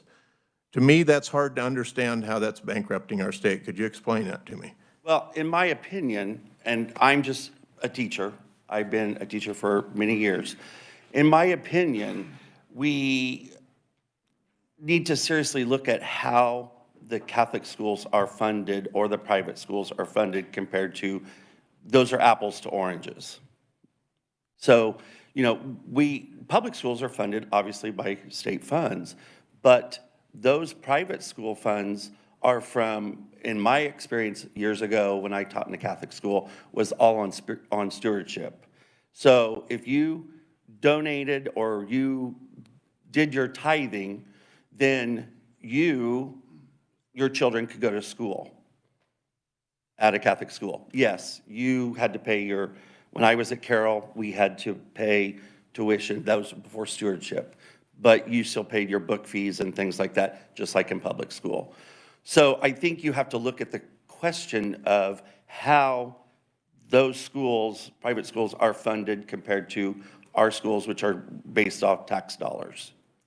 Does that answer your question? My question wasn't really whether that's an accurate amount of what the private schools pay.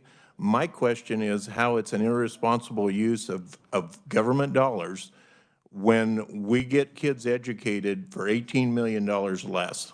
Okay. My research came from what other states are paying in order to fill the void to fund the voucher program from the other states. Those are Milwaukee, Arizona, and that have the system in place. And my research shows that that's what the taxpayer had to come up with. Okay, thank you very much. I represent the state of Kansas, by the way. Thank you. Representative Thomas. Thank you. I'll be brief so we don't have to make a motion to suspend the midnight rule. Thank you. Sir, if you could come back up real quick. Almost. Given your research, you talked about how programs like this up in Minnesota, I believe it was, caused them to increase their property tax. Or I live in a county that is raising property taxes at record paces, double digits at a time, and we don't have vouchers yet. So is there data that you can show me to prove that it was because of this? Or is it just simply, no offense to my own county, but loving those property tax increases so they can spend money on whatever their pet projects are this week? Let me find the research and get it back to you. That would be great, because I would like to compare, because, you know, I have friends, Kansas and different parts of this country that are facing increased property taxes that don't have vouchers. So I would love to see the supporting data for that, I will please. find that out for you. Thank you. All right, before we go to our final question from Representative Landwehr, I want to say a few things. Number one, we're arguing over $20 million for students so that they can find the education that they need out of 5.2 billion state funds. That's what we're arguing over, $20 million. So think about that. The second thing we're arguing over is it good for kids or not? Are they better here or there, public? But just using the independent school compared with 259, because we had a conferee from the independent school, and I'm just looking up at the career and college ready numbers from KSDE for their students, it's at 31.8%, but graduation rate is 80.5. This is 259. Is that what we want? What if somebody wants more? Can they not have that? The second thing is that when I look at their numbers for 2021-22, 1, 2, 3, and 4 are the categories of achievement. If we want to talk about those kids that are low income, which is free and reduced, that's 70-80% of students in 259. Think about this and let it just sink in.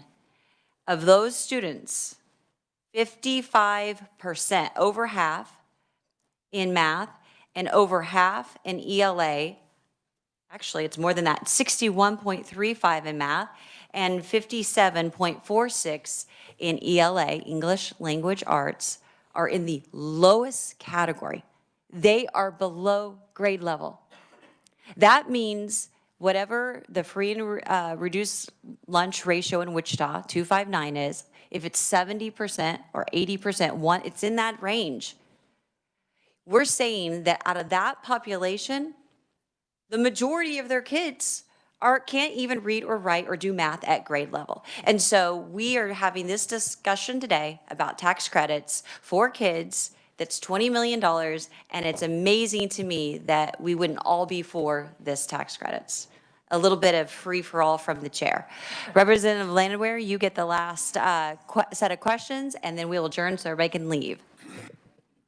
Well, and if I was to ask all of my questions, we would be here probably to midnight. So I think maybe it would be a good idea for some of us to give you some questions and give them to the conferees later to respond back to us. But Chair Williams actually hit on some points. Is what I've heard here today is money, money, money, money, money. Kids are denied skills in private schools. No data to back that up that I saw. And if billionaires were funding this whole program, I'm surprised it's only at $4 million and nowhere near the 10. As we heard so you're a former teacher, correct? Oh, he's still a teacher. I'm still a teacher. And he's looking at the dictionary. Apparently, we got people that don't know the difference between vouchers and scholarships. We've heard that schools have denied special education students. We don't have the facts to back that up. No one has provided us with those schools. And every year that I've been on this committee, which is now year 7, no one has ever brought that information to us on any of these accusations that are being made. If you have the name of a school, then you bring it to us. Oh, and then let's see, we had the accusation of there's fraud within these schools, that these schools operate off of different rules. Well, the last time I read all of this, these are still accredited, state accredited schools. So what rules are different? Transportation, that's kind of a personal thing. I think we heard from, Holy Savior, those parents are willing to take and drive across town to go to a different school. You were asked a question by Representative Estes when she asked about, well, is it controlled by an address on where a kid goes to school? Yes, it is controlled by an address. I live in the city of Wichita, but I live in May School District. Another section of Wichita is Valley Center. Another is Goddard. Another one is, I think, Derby even comes in. Andover comes in. So it's boundaries. So an address does indeed take and control where a child goes to school. Yes, you have the open borders, and I think her question was either misunderstood or just flat ignored, was that the open borders was not what she was asking about. She is saying that if a child is not succeeding at school A, can they go to another school in the same district? 9 times out of 10, the answer is no. Assessments.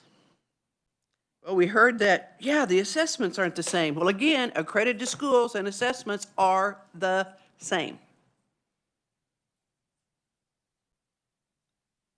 Parochial schools and, let's see, a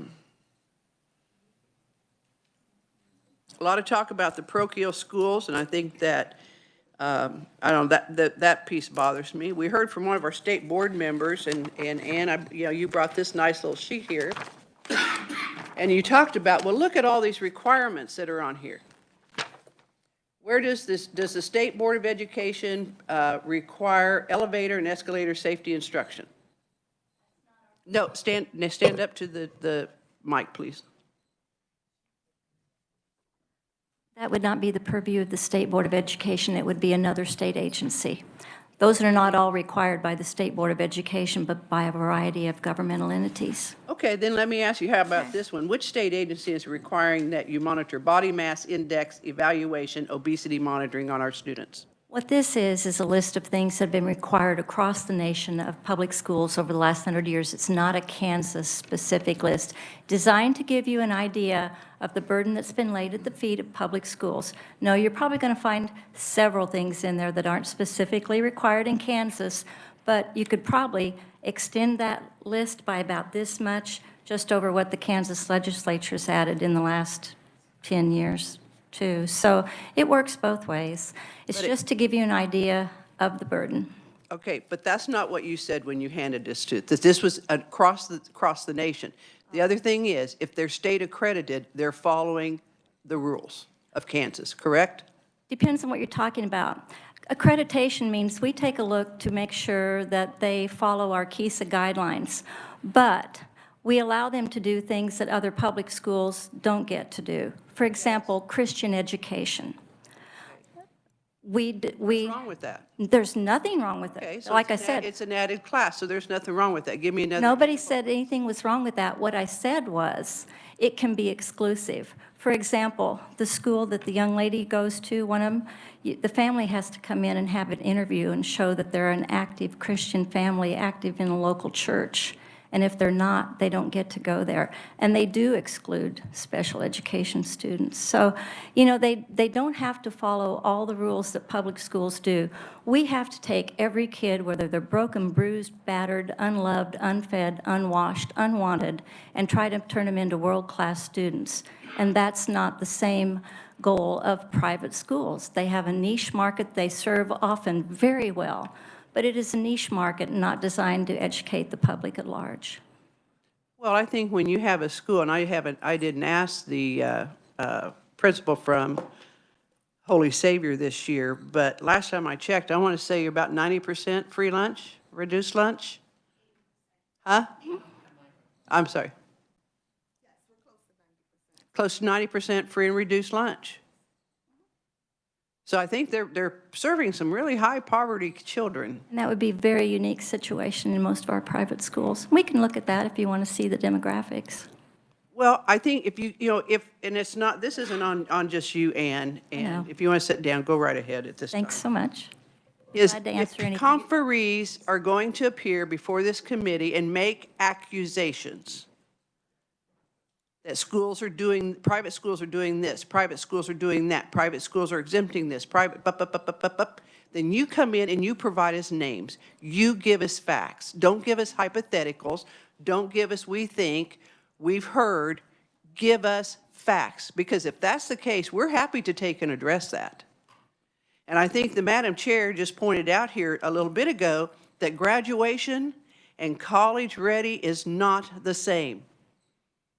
I sat with the Board of Regents here just last week as we were working on workforce development, and I said something about the number of students that are taking remedial courses in college because they did not learn how to read and write and do math in our school system right here in Kansas. I do not know how anyone thinks that a person can survive in this world if they can't read and do math. They can't do a checkbook. They can't read things when they go into somewhere. But that doesn't seem to be important. The discussion that came from the conferees today was not about kids. It was about a system and dollars. System and dollars. And I've stated this year after year, I do not care where a child gets educated. I don't care. I care that a child gets educated. And what this system has done to kids is they have now lost, we've got generational loss, and they will not get their life back. They can't go back and get a year or 2 or 3 or 4 years that this system failed them. And when parents want to be able to find a better system that works for them, we have people out here that want to deny them because they're more about a system and a dollar amount. $9 billion? We're talking pennies here to give these kids an opportunity. Thank you, Madam Chair. All right, very passionate sharing of information. I did say Representative Estes has 30 seconds. I just wanted to say, I realized in retrospect, I made an error on the urban prep numbers, and just for purposes of a good, healthy conversation, I wanted to acknowledge my error. All right, great. There's lots of questions and data that we need to be pulling up, and guess what? We're not working this today. So thank all of our conferees and our committee members, and we officially are closing the hearing on House Bill 2048. Have a great night. We're adjourned.